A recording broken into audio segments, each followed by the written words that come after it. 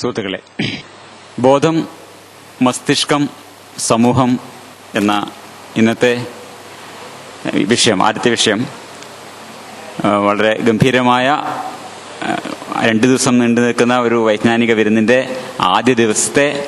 ആദ്യത്തെ ഐറ്റമാണ്. വളരെ നല്ല വിഭവങ്ങൾ നമുക്ക് മുന്നിൽ വരാനിരിക്കുകയാണ്. ആദ്യം വിളമ്പുന്നത് വലിയ രുചിയൊന്നുമില്ലാത്ത ഒരു വിഭവമാണ്. ശുദ്ധ സയൻസിന്റെ കയ്പും ശുഷ്കമായ വിവരണങ്ങളുടെ ചവർപ്പും ഒക്കെ കാണാൻ സാധ്യതയുള്ള ഒരു സാധനമാണ്. പക്ഷെ എല്ലാ ഈ അരുചികരമായ ഭക്ഷണങ്ങളും ഉണ്ടാക്കുകയും വിളമ്പുകയും ചെയ്യുന്നവർ പതിവ് അനുസരിച്ച് പറയുന്നത് പോലെ ഞാനും പറയുകയാണ്, പലയിനം മുന്തിയ വൈറ്റാമിനുകൾ അടങ്ങിയ വളരെ ഗംഭീരമായ സാധനമാണ്. അതുകൊണ്ട് ഇത്തിരി കഷ്ടപ്പെട്ടിട്ടാണെങ്കിലും ഇത് കഴിക്കാൻ ശ്രമിക്കുക. വായിക്ക് രുചിയായി കഴിക്കാനുള്ള വകകൾ ഇതിന്റെ പിന്നാലെ വരുന്നുണ്ടെന്ന് സമാധാനിക്കുക. കുറച്ച് നല്ല ബുദ്ധിമുട്ടുണ്ടാവും. പിന്നെ എന്തുകൊണ്ടാണ് ഇപ്പോൾ ഒരു ഫ്രീ തിങ്കേഴ്സ് മീറ്റിലൊരു ഈ സയൻസ് ക്ലാസ്സുകൾ, ഇത് ഞാൻ പറഞ്ഞു ഹാർഡ് സയൻസ് തന്നെയാണ്. എന്തിനാണെന്ന് ചോദിച്ചാൽ എൻ്റെ സുഹൃത്ത് മീരാനന്ദയുടെ ഒരു വാചകമാണ് ഞാനിവിടെ പറയാൻ വിചാരിക്കുന്നത്. A naturalistic secular understanding of the domain of nature is a necessary precondition for a secular democratic society to emerge. പ്രകൃതിയുടെ മണ്ഡലത്തെ, ദ ഡൊമൈൻ ഓഫ് നേച്ചറിനെ ശാസ്ത്രാധിഷ്ഠിതമായും മതേതരമായും മനസ്സിലാക്കുക എന്നത് മതേതരവും ജനാധിപത്യപരവുമായ ഒരു സമൂഹം ഉയർന്നു വരുന്നതിനുള്ള ഒരു മുന്നുപാധിയാണ് എന്നതുകൊണ്ടാണ് നമ്മൾ ഈ മീറ്റിങ്ങുകളിലൊക്കെ സയൻസ് ക്ലാസ്സുകൾ നടത്തേണ്ട ആവശ്യം വരുന്നത്. ഇന്ന് ഒരു ഒറ്റ വാചകത്തിൽ ചുരുക്കി പറയാവുന്ന ഒരു സിദ്ധാന്തം, അറ്റൻഷൻ സ്കീമ തിയറി എന്ന ഒരു സിദ്ധാന്തമാണ് ഇന്ന് ബോധത്തെക്കുറിച്ച്. ഇതാണെന്ന് കാര്യമായി പറയാൻ, ഇതാണ് ഇതിന്റെ കേന്ദ്രം. ഇത് പറയാനാണ് വാസ്തവത്തിൽ പ്രസന്റേഷൻ ഉദ്ദേശിക്കുന്നത്. ഒറ്റ വാചകത്തിൽ അതിനെ വിശദീകരിക്കാം.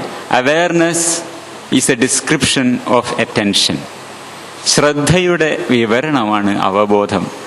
ഇതാണ് ഇന്നത്തെ കീ വാചകം, താക്കോൽ വാചകം. ഇതാണ് അതിന്റെ എസൻസ്. ഇത് പറയാനാണ് നമ്മൾ ഈ പ്രസന്റേഷൻ നടത്തുന്നത്. മൈക്കിൾ ഗ്രസിയാനോ എന്ന പ്രിൻസ്റ്റൺ യൂണിവേഴ്സിറ്റിയിൽ ന്യൂറോ സയൻസ് ഇൻസ്റ്റിറ്റ്യൂട്ടിലെ അസോസിയേറ്റ് പ്രൊഫസറാണ് മൈക്കിൾ ഗ്രസിയാനോ. അദ്ദേഹത്തിന്റെ ആശയങ്ങളാണ്, അദ്ദേഹം മുന്നോട്ട് വെച്ച സിദ്ധാന്തമാണ് ഈ അറ്റൻഷൻ സ്കീമ തിയറി എന്നുള്ളത്. അദ്ദേഹത്തിന്റെ consciousness and the social brain എന്ന 2013 ഇറങ്ങിയ പുസ്തകത്തിലാണ് വളരെ വിശദമായി ഇതിനെക്കുറിച്ച് പറയുന്നത്. സ്വയം തന്നെ ഒരു നിർലജ്ജനായ യുക്തിവാദി എന്ന് സ്വയം വിശേഷിപ്പിക്കുന്ന, അൺഅഷെയിംഡ് റാഷണലിസ്റ്റ് എന്ന് സ്വയം വിശേഷിപ്പിക്കുന്ന ആളാണ് മൈക്കിൾ ഗ്രസിയാനോ. അദ്ദേഹത്തിന്റെ സിദ്ധാന്തം ഞാൻ ഒരു ഇൻട്രൊഡക്ഷൻ പറഞ്ഞുകൊണ്ട് കൂടുതൽ വിശദമായി മറ്റു ഭാഗങ്ങളിലേക്ക് കടക്കുകയാണ്. മറ്റുള്ളവരിൽ ബോധത്തെ കണ്ടെത്താനും ആരോപിക്കാനും എന്നുവെച്ചാൽ ആട്രിബ്യൂട്ട് ചെയ്യാനും ഉള്ള ഒരു മസ്തിഷ്ക വ്യവസ്ഥ നമുക്കൊക്കെ ഉണ്ട്. മറ്റുള്ള മനുഷ്യരിൽ, മറ്റുള്ള അജൈവ വസ്തുക്കളിൽ പോലും ബോധത്തെ കണ്ടെത്താനും ആരോപിക്കാനുമുള്ള ഒരു മസ്തിഷ്ക വ്യവസ്ഥ, മറ്റുള്ളവരുടെ കോൺഷ്യസ്നെസ്സിനെ, ബോധത്തെ തിരിച്ചറിയുക എന്നുള്ളത് നമ്മുടെ ഇൻബിൽറ്റ് മെക്കാനിസമാണ്. ഇതേ മസ്തിഷ്ക മെക്കാനിസമാണ് സ്വന്തം ശരീരത്തിനും ബോധം ഉള്ളതായി വിവരിക്കുന്നത് എന്നാണ് മൈക്കിൾ ഗ്രസിയാനോയുടെ സിദ്ധാന്തം. ഇത് ആരോപിക്കുക എന്നുള്ള വാക്ക് ആട്രിബ്യൂട്ട് എന്ന് വേണം മനസ്സിലാക്കാൻ. ഏറ്റിവെക്കുക, ഏൽപ്പിക്കുക എന്ന അർത്ഥത്തിലാണ്. ഇത് മനസ്സിലാക്കാൻ ഞാൻ മൈക്കിൾ ഗ്രസിയാനോനെ ഒന്ന് കാണിക്കാം. അദ്ദേഹത്തിന്റെ ഒരു ടോക്കിന്റെ തുടക്കം ഒന്ന് കാണിക്കാം. മറ്റുള്ളവരിൽ ബോധം കണ്ടെത്താനുള്ള നമ്മുടെ മസ്തിഷ്ക പ്രവണതയുടെ ഒരു ഒന്നാന്തര ഉദാഹരണമാണ് നമ്മളിവിടെ കണ്ടത്. മൈക്കിൾ ഗ്രസിയാനോ സംസാരിക്കുന്നത് വാസ്തവത്തിൽ ഈ പാവയുടെ ശബ്ദത്തിൽ അദ്ദേഹം തന്നെയാണ് സംസാരിക്കുന്നത്. വെൻട്രിലോക്വിസമാണ് ചെയ്യുന്നത്. സാധാരണ കാണിക്കുന്ന ഒരു സ്റ്റേജ് ഐറ്റമാണ്. പക്ഷെ നമ്മൾക്ക് ഈ പാവക്ക് ബോധമുണ്ട് എന്ന് ചിന്തിക്കാതിരിക്കാൻ പറ്റില്ല. അങ്ങനെയാണ് നമ്മുടെ മസ്തിഷ്കത്തിന്റെ മെക്കാനിസം. അപ്പോൾ attributing awareness to someone else, വേറൊരാൾക്ക്, വേറൊരു വസ്തുവിന് പോലും ആട്രിബ്യൂട്ട് ചെയ്യുക എന്നുള്ള ഒരു പ്രവണത നമുക്കുണ്ട്. ഇതേ മസ്തിഷ്ക ഏരിയകളാണ് നമ്മിലും ബോധം ആരോപിക്കുന്നത്, ആട്രിബ്യൂട്ട് ചെയ്യുന്നത്. All consciousness is attribution. ഇതാണ് പറയുന്നതിന്റെ രത്നചുരുക്കം. ആസ്തികന്മാർ മാത്രമല്ല, നാസ്തികന്മാരായിട്ടുള്ള ആൾക്കാരും ബോധമെന്ന വിഷയത്തെക്കുറിച്ച് സംസാരിച്ചു തുടങ്ങുന്നത് വളരെ profoundly anti rationalistic assumption of magic വെച്ചുകൊണ്ടാണെന്ന് പറയുന്നത്. യുക്തിവിരുദ്ധമായ മായികമായ ചിന്താമാർഗത്തിലൂടെയാണെന്നാണ് ഗ്രസിയാനോ പറയുക. അതിന്റെ കാരണം ഭൗതികേതരമായ ഒരു ആന്തരിക അനുഭവം, ഒരു ഇന്റേണൽ എക്സ്പീരിയൻസ് നമുക്കുണ്ട്. അത് സൂപ്പർ നാച്ചുറൽ ആണ് എന്നാണ്. പ്രകൃതിക്ക് അതീതമായ ഭൗതികേതരമായ ഒരു ആന്തരിക അനുഭവം നമുക്കുണ്ട് എന്ന ഒരു അസംഷന്റെ പുറത്താണ്. അവിടെയാണ് തുടങ്ങുന്നത് എല്ലാവരും. ഇവിടെയാണ് ഇത് മാജിക്കലാവുന്നതെന്നാണ്. ഈ അനുഭവത്തെ പലതരത്തിൽ സെന്റിയൻസ് വിളിക്കും, ക്വാളിയ എന്ന് വിളിക്കും, അവയർനെസ് എന്നൊക്കെ വിളിക്കും. അടിസ്ഥാനപരമായിട്ട് നമുക്കൊരു ആന്തരികമായ പ്രകൃതി അതീതമായ ഭൗതികേതരമായ ഫിസിക്കൽ അല്ലാത്ത നോൺ ഫിസിക്കൽ ആയിട്ടുള്ള ഒരു ഇന്റേണൽ എക്സ്പീരിയൻസ് ഉണ്ട് എന്നുള്ള ധാരണയാണ്. മസ്തിഷ്കം ഒരു യന്ത്രമാണെന്ന കാര്യത്തിൽ നമുക്ക് സംശയമില്ല. പക്ഷേ ഈ യന്ത്രത്തിന് സ്വയം ഒരു അനുഭവമുണ്ട്, ഒരു എക്സ്പീരിയൻസ് ഉണ്ട്. ആ എക്സ്പീരിയൻസ് എന്താണ്? താനൊരു യന്ത്രമാണെന്നല്ല, അത് ദുഃഖിക്കുകയും സന്തോഷിക്കുകയും പേടിക്കുകയും ഒക്കെ ചെയ്യുന്ന ബോധം എന്നൊരു എക്സ്പീരിയൻസ് ആണ്. അത് ഡേവിഡ് ചാമേഴ്സ് എന്ന പ്രസിദ്ധനായിട്ടുള്ള ഫിലോസഫർ പറയാ, ഒരു ഇന്റേണൽ മൂവി നമുക്കുള്ളിൽ നടക്കുന്നു. അതൊരു ഉദാഹരണം മാത്രമാണ്. മൂവി കണ്ടെത്തുന്നതിന് മുമ്പും മൂവി എന്ന സാധനം നമ്മുടെ സംസ്കാരത്തിൽ നിന്ന് പോയാലും ബോധം നമ്മുടെ കൂടെ ഉണ്ടാവും. അതിനൊരു ഉദാഹരണമായിട്ട് അദ്ദേഹം പറയുന്നുണ്ട്. ഒരു ആന്തരിക ചലച്ചിത്രം, ഒരു ഇന്റേണൽ മൂവി നടന്നുകൊണ്ടിരിക്കുന്നുണ്ട്. അതിൽ കാഴ്ചയുണ്ട്, ദൃശ്യം, ഗന്ധം, രുചി, വിശപ്പ്, സന്തോഷം, സ്മരണ ഒക്കെ അതിലുണ്ട്. അതിന്റെ കേന്ദ്രത്തില് ഇതെല്ലാം നേരിട്ട് അനുഭവിക്കുന്ന, ഡയറക്റ്റായിട്ട് ഇതൊക്കെ പെർസീവ് ചെയ്യുന്ന നമ്മളുണ്ട്. ഇതിനെ ഡെന്നറ്റ് ഒരു തമാശയാക്കി പറയാ കാർട്ടീഷ്യൻ തിയേറ്ററിനാണ്. നമ്മളിവിടെ അന്തര്യാമി എന്ന് പറയല്ലോ, ഉള്ളിൽ കുടികൊണ്ട് നിയന്ത്രിക്കുന്ന അന്തര്യാമി നടത്തുന്ന ഒരു കാർട്ടീഷ്യൻ തിയേറ്റർ എന്നാണ് അതിനെ ഡെന്നറ്റ് കഴിക്കുന്നത്. പറയാന്ന് വെച്ചാൽ അകത്ത് ആരോ ഇരുന്ന് ഇതൊക്കെ കാണുകയാണ്. കണ്ണിലൂടെ എല്ലാം കാണുന്നു, ചെവിയിലൂടെ എല്ലാം കേൾക്കുന്നു, ഓരോ കാര്യങ്ങൾ ചെയ്യിക്കുന്നു. ഇങ്ങനെ അന്തര്യാമിയായി ഉള്ളിൽ കുടികൊണ്ട് നിയന്ത്രിക്കുന്ന എന്തോ ഒന്നുണ്ട്. ഇതാണ് ആ ബോധത്തിന്റെ പലതരത്തിൽ നമുക്ക് പറയാം. അതിന്റെ ചില എലമെന്റുകളാണ് ഞാൻ പറയാൻ ശ്രമിക്കുന്നത്. നമ്മുടെ നടത്തുന്നതൊക്കെ അതാണ്. എന്തിനാണ് ഈ ആന്തരിക ചലച്ചിത്രം എന്നതാണ് ഇതിലൊരു പ്രശ്നം. ഒരു യന്ത്രത്തിന് വാസ്തവത്തിൽ മറ്റുള്ള യന്ത്രങ്ങളും പോലെ, റോബോട്ട് പോലെ, കമ്പ്യൂട്ടർ പോലെ ഇൻപുട്ടിനെ പ്രോസസ്സ് ചെയ്തിട്ട് ഔട്ട്പുട്ടാക്കി വിട്ടാൽ പോരെ. എന്തിനാണ് ഒരു ആന്തരിക അനുഭവം? ഇവിടെ രണ്ടുപേര്, ഒരു റോബോട്ടും ഒരു മനുഷ്യനും, ഇറ്റ് ഈസ് റെഡ് എന്ന് പറയുമ്പോൾ നമ്മൾ ഇത് ചുവപ്പാണ് എന്ന് പറയുമ്പോൾ നമുക്കെന്താണ്? അത് ഒരു പെർട്ടിക്കുലർ വേവ് ലെങ്തിനെ നമ്മളെ മസ്തിഷ്കം അനലൈസ് ചെയ്ത് അതിനെ റെഡ് എന്ന് പേര് കൊടുക്കുക മാത്രമല്ല, നമുക്ക് ചുവപ്പിന്റെ ഒരു സബ്ജക്റ്റീവ് എക്സ്പീരിയൻസ്, ഒരു അനുഭവം ഉണ്ടാവുന്നുണ്ട്. ചുവപ്പ് എന്നൊരു അനുഭവം. ഇതാണ് എന്താ പറയാ, വ്യത്യസ്തമായിരിക്കുന്നത്. റോബോട്ടിൽ നിന്ന് നമ്മളെ വ്യത്യസ്തമാക്കുന്നു എന്ന് വേണമെങ്കിൽ പറയാം. എന്തിനാണിത്? ഇതാണ് നമ്മൾ ഇന്റേണൽ മൂവി എന്ന് പറയുന്നതും അന്തര്യാമി എന്ന് പറയുന്നതൊക്കെ. ഒരു ആന്തരിക അനുഭവം, ക്വാളിയ, സെന്റിയൻസ്, മാജിക് ഒക്കെ ഉണ്ട്. ചുവപ്പ് നടന്നൊന്നുമില്ല. കുറെ പിന്നെ ഒരു പ്രത്യേക വേവ് ലെങ്തിനെയാണ് നമ്മൾ ചുവപ്പ് എന്ന് പറയുന്നത്. അല്ലെങ്കിൽ ചുവപ്പ് പ്രത്യേക സാധനമില്ല. ഈ സാധനത്തിനെ നമ്മൾ ചുവപ്പ് എന്ന് പറയുന്നു. അതിന് നമുക്ക് എത്ര നേരം ചുവപ്പ് നിറയാണ്? റഫീഖ് അഹമ്മദ് പറയില്ലേ, ചുവപ്പു നിറമേ കണ്ടാലറിയാതായി നിന്നെ, ആകാശത്തിൻ അതിരുകൾ കത്തും സന്ധ്യയിൽ, കുന്നിക്കുരുവിൽ മറവിച്ചാരച്ചോട്ടിൽ, മുരുക്കുംപൂവിൽ തത്തച്ചുണ്ടിൽ സുഖമായി തന്നെ ഇരിക്കുന്നു നീ. എത്ര തരം ചുവപ്പാണ്! ഇത് വ്യക്തിയനുഭവമാണ്. ഇത് ഭൗതികേതരമാണ് നമുക്ക് തോന്നാം. കാരണം ചുവപ്പ് എന്ന് പറഞ്ഞാൽ അവസാനിക്കുന്നില്ല. ഇതിലൊക്കെയും ചുവപ്പാണ്, പലതരം ചുവപ്പ്. ഇതാണ് വ്യക്തിയനുഭവം എന്ന് പറയുന്നത്. ഇതാണ് വ്യത്യസ്തമാക്കുന്നത്. ഇതാണ് എക്സ്പ്ലെയിൻ ചെയ്യാൻ ബുദ്ധിമുട്ടുള്ളത്. ഈ മസ്തിഷ്കത്തിലെ കേവലമായ ഭൗതിക പ്രക്രിയകൾ എങ്ങനെയാണ് വ്യക്തിയനുഭവങ്ങൾ ഉണ്ടാക്കുന്നത്? ഇതാണ് ഹാർഡ് പ്രോബ്ലം ഓഫ് കോൺഷ്യസ്നസ്. നേരത്തെ കാണിച്ച ചാമേഴ്സ് എന്നുള്ള ഒരു ഫിലോസഫർ 1994 പറയാം. That's called hard problem of consciousness എന്ന് പറയും. അപ്പോൾ ഹാർഡ് പ്രോബ്ലം ഉണ്ടാകുമ്പോൾ എന്താണ്? ഈസി പ്രോബ്ലം എന്താണ്? എങ്ങനെയാണ് യന്ത്രം പ്രവർത്തിക്കുന്നത്?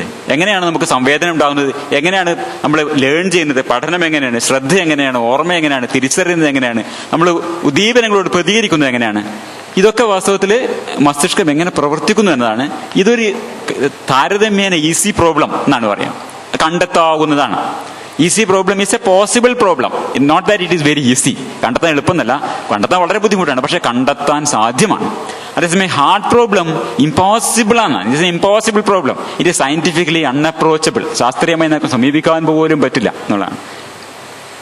ഇവിടെയാണ് എല്ലാവരും ആസ്തികരും നാസ്തികരും തുടങ്ങുന്നത് മാജിക്കിലാണ് എന്ന് നമ്മുടെ മൈക്കൽ ഗ്രസിയാനോ പറയുന്നത്. ഇവിടെ ചാമേഴ്സ് പറയാ, ഞാനൊരു സയന്റിഫിക് മെറ്റീരിയലിസ്റ്റാണ്, ഒരു ശാസ്ത്രീയ ഭൗതികവാദിയാണ് ഞാൻ അറ്റ് ഹാർട്ട്. പക്ഷേ ബോധം എന്നതിനെ ഭൗതികമായി വിശദീകരിക്കാൻ കഴിയില്ല. ഇത് സയന്റിഫിക്കലി അൺഅപ്രോച്ചബിൾ, ഇമ്പോസിബിൾ ആണ് എന്നാണ് ചാമേഴ്സ് പറയാം. ഭൗതികം രസതന്ത്രത്തെയും, രസതന്ത്രം ജീവശാസ്ത്രത്തെയും, ജീവശാസ്ത്രം ഭാഗികമായെങ്കിലും മനഃശാസ്ത്രത്തെയും വിശദീകരിക്കും. അങ്ങനെ ഒരു ഇതുണ്ട്. Physics will explain chemistry, chemistry will explain biology, biology will at least partly explain psychology. ഇങ്ങനെ ഒരു തുടർച്ച നമുക്ക് നമ്മുടെ ശാസ്ത്രത്തിന്റെ വിവരണത്തിൽ, ലോക വിവരണത്തിൽ നമുക്ക് കാണാൻ പറ്റും. പക്ഷെ ബോധം ഇതിലൊന്നും പെടില്ല എന്നാണ്, ഇതിലൊന്നും ഒതുങ്ങുന്നില്ല എന്നുള്ളതാണ്. നമുക്ക് ബോധം ഉണ്ട്, നമുക്കറിയാം, എല്ലാവർക്കും ബോധമുണ്ട്. പക്ഷേ ഇതിനെങ്ങനെ സയന്റിഫിക് വേൾഡ് വ്യൂവിൽ ഉൾക്കൊള്ളിക്കണമെന്ന് നമുക്ക് വ്യക്തമല്ല എന്നാണ് ചാമേഴ്സിന്റെ വാദം. ഇതിന് 3 പരിഹാരങ്ങളാണ്. ഇത് ചാമേഴ്സിന്റെ അദ്ദേഹത്തിന്റെ ആ ടോക്കിൽ, ടെഡ് ടോക്കിലാണ്, നിങ്ങളെടുത്ത് കാണാം, 2014 നടന്ന ടെഡ് ടോക്കാണ്. അതിൽ ആദ്യം പറഞ്ഞ ഡാനിയൽ ഡെന്നറ്റാണ്. ഡാനിയൽ ഡെന്നറ്റിനെ കുറിച്ച് ഞാൻ കൂടുതൽ പറയുന്നില്ല. അദ്ദേഹം പറഞ്ഞതാണ്, ഹാർട്ട് പ്രോബ്ലം ഇല്ല, ഈ ഇന്റേണൽ മൂവി എന്നത് ഒരു ഇല്യൂഷൻ മാത്രമാണ്. അതുകൊണ്ട് അതൊരു കാർട്ടീഷ്യൻ തിയേറ്റർ എന്ന് പറയുന്നത്. നമ്മൾ ഈ വഴിക്ക് തന്നെ പോണത്. ഡെന്നറ്റ് പറയും, how A philosopher explains magic എന്ന് ഡെന്നറ്റ് ഒരു ഇതിൽ പറയുന്നുണ്ട്. അതായത് ഫിലോസഫർ ഇങ്ങനെ വളരെ സീരിയസ് ആയിരിക്കും, എന്നിട്ട് മാജിഷ്യൻ ഒരു സ്ത്രീയെ ഇങ്ങനെ 2ആയി കട്ട് ചെയ്തു. അപ്പൊ ഇതെങ്ങനെ സംഭവിക്കുന്നു എന്ന് ചോദിക്കുമ്പം, I will explain it. The magician really doesn't do it. He just makes it appear so. ഇതാണ് എക്സ്പ്ലനേഷൻ. അതാണ് ഫിലോസഫർ എക്സ്പ്ലനേഷൻ. ഫിലോസഫർക്ക് അത്രേ പറയാൻ പറ്റുള്ളൂ. അതാണ് ഫിലോസഫർ. അതുപോലെ ഫിലോസഫറുടെ എക്സ്പ്ലനേഷൻ ഇതാണ്, ഹാർട്ട് പ്രോബ്ലം ഇല്ല, ആന്തരിക ചരിത്രം എന്ന ആശയം ഒരു ഇല്യൂഷൻ മാത്രമാണ് എന്നാണ് ഫിലോസഫർ എക്സ്പ്ലനേഷൻ. നമ്മൾ ചെയ്യുന്ന എന്താണ്? ഈ മാജിഷ്യൻ എന്താണ് ചെയ്യുന്നത് അത് കണ്ടെത്താനുള്ള ശ്രമം. അപ്പൊ ആക്ച്വലി നമ്മൾ ഡെന്നറ്റിന്റെ പ്രൊജക്ടിനെ കുറച്ചുകൂടി മുന്നോട്ട് കൊണ്ടുപോകാനാണ് ശ്രമിക്കുന്നത്. അതുകൊണ്ട് അതിനെക്കുറിച്ച് ചോദിക്കണ്ട. അപ്പൊ അതില് ചാമേഴ്സ് പറയാ, ഡെന്നറ്റിന്റെ വഴി എനിക്ക് സ്വീകാര്യമല്ല എന്നാണ് പറയാം. അത് അത്ര ശരിയായ വഴിയല്ല. അത് ഈ നമ്മുടെ എക്സ്പീരിയൻസിനെ നെഗേറ്റ് ചെയ്യുന്നതാണ്. അപ്പൊ അതുകൊണ്ട് ഞാനത് സ്വീകരിക്കുന്നില്ലെന്നാണ് ചാമേഴ്സ് പറയുന്നത്. നമ്മൾ പക്ഷെ ആ വഴിക്കാണ് പോണത്. ചാമേഴ്സ് പറയാ, വേറെ 2 സൊല്യൂഷൻസ് ആണ് ഈ ഹാർട്ട് പ്രോബ്ലമിനുള്ള സൊല്യൂഷൻ, സാധ്യമായ സൊല്യൂഷൻസ്. ഒന്ന് പറയുന്നത്, ഇന്ന് നമുക്ക് അറിയുന്ന സ്ഥലം, കാലം, പിണ്ഡം, ചാർജ് തുടങ്ങിയിട്ടുള്ള മാസ്, ഈ സ്പേസ്, ടൈം, ഇത് വെച്ചൊന്നും വിശദീകരിക്കാൻ പറ്റില്ലെങ്കിൽ ഇതിനെ തന്നെ ഒരു ഫണ്ടമെന്റൽ യൂണിറ്റ് ആക്കി എടുക്കാം. Consciousness is a fundamental building block of nature. അതാണ് ഒരു ആശയം, one of the ideas Chalmers പറയുന്നത്. ഇത് പറയുന്നത് ഡൊണാൾഡ് ഹോഫ്മാൻ എന്ന് പറഞ്ഞിട്ട് ഒരാൾ വളരെ പ്രസിദ്ധനാണ്. Department of cognitive sciences at university of California in Irvine, അവിടെയാണ് അദ്ദേഹം വർക്ക് ചെയ്യുന്ന പ്രൊഫസറാണ്. അദ്ദേഹത്തിന്റെ വാദം ഇതാണ്. ഇതൊരു അയുക്തിക വാദമാണ്. ബോധം എന്നത് ഒരു അടിസ്ഥാന ഘടകമാണ്, ബോധം മാത്രമാണ് നിലനിൽക്കുന്നത്. എത്ര തന്നെ ഇഴവിരിച്ച് നമ്മൾ ഈ നോക്കിയാലും, എത്ര താവോട്ട് പോലും, it is consciousness all the way down. എത്ര ഇഴവിരിച്ച് നോക്കിയാലും ബോധം മാത്രമേ ഉള്ളൂ. ബോധത്തിൽ നിന്ന് വ്യത്യസ്തമായി ഫോട്ടോണുകളോ ക്വാർക്കുകളോ ആവക യാതൊന്നും തന്നെ നിലനിൽക്കുന്നതായി ഞാൻ കാണുന്നില്ല എന്നാണ് ഡൊണാൾഡ് ഹോഫ്മാൻ പറയാം. അയുക്തികതാ പ്രേമികളുടെ വൃത്തങ്ങളിൽ ഇതിപ്പോ സയൻസ് ആൻഡ് നോൺ ഡ്യുവാലിറ്റി എന്ന കോൺഫറൻസ് ആണ് ഇവിടെ എഴുതി വെച്ച് കാണുന്നത്. ഓം ഈക്വൽസ് MC² എന്നാണ്. ഈ തരത്തിലുള്ള കോൺഫറൻസുകളിലൊക്കെ ഈ ഡൊണാൾഡ് ഹോഫ്മാന്റെ വാദങ്ങൾക്ക് വളരെ സ്വീകാര്യതയുണ്ട്. അതേ ഇതിനെ സംസാരിക്കുന്നത് നമ്മുടെ ദീപക് ചോപ്രയാണ് സംസാരിക്കുന്നത്. അപ്പോൾ ഏത് തരം ആൾക്കാരാണ് സംസാരിക്കുന്നത്, ഏത് തരം മണ്ഡലങ്ങളിലാണ് ഇത് സ്വീകരിക്കപ്പെടുന്നത് വളരെ വ്യക്തമാണ്. രണ്ടാമത്തെ സൊല്യൂഷൻ എന്താണ്? പാൻ സൈക്കിസം എന്ന് പറയുന്നത് പോലെ ഇതിനോട് ബന്ധപ്പെട്ട തന്നെയാണ്. ബോധം എന്നത് സർവ്വവ്യാപിയാണ്. ഏറിയും കുറഞ്ഞും സകലത്തിനും ബോധമുണ്ട്. മനുഷ്യരാവട്ടെ, നായകളാവട്ടെ, എലികളാവട്ടെ, ഈച്ചകളാവട്ടെ, സൂക്ഷ്മജീവികളാവട്ടെ, ബാക്ടീരിയ അല്ല, ആറ്റംസ് ആവട്ടെ, പരമാണുക്കളാവട്ടെ, ഒരു ഫോട്ടോൺ കണികൾക്ക് പോലും ഒരളവോളം ബോധമുണ്ട് എന്നാണ് രണ്ടാമതൊരു ഒരു സൊല്യൂഷനായിട്ട് ഈ ഹാർട്ട് പ്രോബ്ലം ഓഫ് കോൺഷ്യസ്നസ്, നമുക്ക് പിടികിട്ടാത്ത പ്രോബ്ലത്തിന് മറുപടിയായിട്ട് ചാമേഴ്സ് പറയുന്നത്. ഇത് ഇന്റഗ്രേറ്റഡ് ഇൻഫർമേഷൻ തിയറി എന്ന പേരിൽ ഇതിന്റെ ഒരു ഗണിതവൽകൃത രൂപം ഇന്ന് വളരെ പ്രചാരത്തിലുണ്ട്. ചാമേഴ്സ് പറയാം, perhaps the leading theory right now in the science of consciousness എന്നാണ് പറയാം. ഇന്ന് പരക്കെ കൊണ്ടാടപ്പെടുന്ന സിദ്ധാന്തമാണ്. പക്ഷേ രാജാവ് തുണി കൊടുത്തിട്ടില്ല എന്നുള്ളതാണ് എന്റെ അഭിപ്രായ കാര്യത്തിൽ. എന്റെ മാത്രമല്ല, വളരെയധികം ആൾക്കാരുടെ അഭിപ്രായം അതാണ്. ഇന്ന് ലീഡിങ് അതാണെന്ന് പറയുന്നത്. അത് വളരെ ലളിതമായി പറഞ്ഞാൽ, ചൂടായ ലോഹത്തിൽ നിന്ന് താപം പ്രസരിക്കുന്നത് പോലെ, റേഡിയേറ്റ് ചെയ്യുന്നത് പോലെ വർദ്ധിച്ച പരസ്പര ബന്ധമുള്ള ഇന്റഗ്രേഷൻ ആണത്. എത്രത്തോളം ഇന്റഗ്രേറ്റഡ് ആണെന്നുള്ളതിനെ ആശ്രയിച്ചാണ്. ഇന്റഗ്രേറ്റഡ് ആയിട്ടുള്ള വ്യവസ്ഥകളിൽ നിന്ന്, സിസ്റ്റമിൽ നിന്ന് ഈ കോൺഷ്യസ്നസ് തന്നെ പ്രവഹിക്കുന്നു എന്നാണ് പറയുന്നത്. ഇതാണ് ഇന്റഗ്രേറ്റഡ് ഇൻഫർമേഷൻ തിയറി. ഗ്യൂരിയോ ടൊണോണി എന്നാണ്, യൂണിവേഴ്സിറ്റി ഓഫ് വിസ്കോൺസിനുള്ള ആളാണ് അദ്ദേഹത്തിന്റെ ഈ സിദ്ധാന്തം ഉണ്ടാക്കിയ ആൾ. അപ്പൊ ഈ ഒരു വ്യവസ്ഥയിൽ എത്രത്തോളം ഉത്ഗ്രഥനമുണ്ട്, എത്രത്തോളം ഇന്റഗ്രേറ്റഡ് ആണെന്ന് അറിയാൻ അദ്ദേഹം ഫൈ എന്ന് വിളിക്കുന്ന ഒരു ഗണിതമാനം അദ്ദേഹം സജസ്റ്റ് ചെയ്യുന്നുണ്ട്, ഒരു മാത്തമാറ്റിക്കൽ മെഷർ ഓഫ് ഇൻഫർമേഷൻ ആയിട്ട്. ഈ ഫൈ കൂടുന്തോറും ബോധം കൂടുന്നതാണ്. അപ്പൊ മനുഷ്യ മസ്തിഷ്കത്തിന്റെ ബോധമുള്ള ഭാഗങ്ങളിലൊക്കെ ഒരുപാട് ഫൈ കൂടുന്നതാണ് സിദ്ധാന്തം. അപ്പോൾ ഇത് സയന്റിഫിക് അമേരിക്കനിൽ ഇതിനെക്കുറിച്ച് പല റിവ്യൂ വന്നിട്ടുണ്ട്. 2 റിവ്യൂകൾ ഞാൻ കാര്യമായി വായിച്ചത്. അതിലൊരു റിവ്യൂവിൽ പറയുന്ന വാചകം ഇതാണ്: ഏകകോശ ജീവികളിലും ഫൈ 0 മുകളിലാണ് കണക്ക് പ്രകാരം. ഫൈ നോൺ സീറോ അല്ല. ഈവൻ ഒരു ബാക്ടീരിയക്ക് പോലും, ഒരു സിംഗിൾ സെൽഡ് ആയിട്ടുള്ള ആനിമലിന് പോലും, ഒരു ഓർഗാനിസത്തിന് പോലും ഫൈ 0 മുകളിലാണ്. നോൺ സീറോ ആണ് വാല്യൂ. 3 ക്വാർക്കുകൾ അടങ്ങിയ ഒരു പ്രോട്ടോൺ കണത്തിന് പോലും ചെറിയ ഒരളവ് ഫൈ ഉണ്ടായിരിക്കും ഈ ടൊണോണിയുടെ സിദ്ധാന്തപ്രകാരം. അപ്പോൾ ജീവനുള്ളതോ ഇല്ലാത്തതോ ആയ എല്ലാ വസ്തുക്കൾക്കും ഏറിയും കുറഞ്ഞും ബോധമുണ്ട്. ഇത് ആ സയന്റിഫിക് അമേരിക്കൻ റിവ്യൂവിൽ വന്നാണ്. എന്ന പുരാതന ധാരണയുടെ ഒരു ശാസ്ത്രീയ രൂപം മാത്രമാണ്. ഇറ്റ്സ് IIT എന്ന് വെച്ചാൽ ഈ integrated information theory is a scientific version of panpsychism, the ancient wide spread belief that all matter, all things, animate or not, are conscious to some extent. Complete ലോകം മുഴുവൻ പരന്നു കിടക്കുകയാണ് കോൺഷ്യസ്നസ് ഉള്ള പുരാതന ധാരണയുടെ ഒരു ശാസ്ത്രീയ രൂപം മാത്രമാണ്. അപ്പോൾ അത് നമുക്ക് തള്ളിക്കളയാം. വളരെ വിശദമായി നമ്മൾ അതിലേക്ക് പോകുന്നില്ല.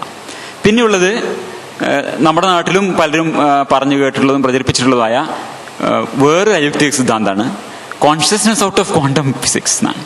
ഒരു റാബിറ്റ് ഔട്ട് ഓഫ് ഹാറ്റ് എന്നൊക്കെ പറഞ്ഞ പോലെ consciousness out of quantum physics.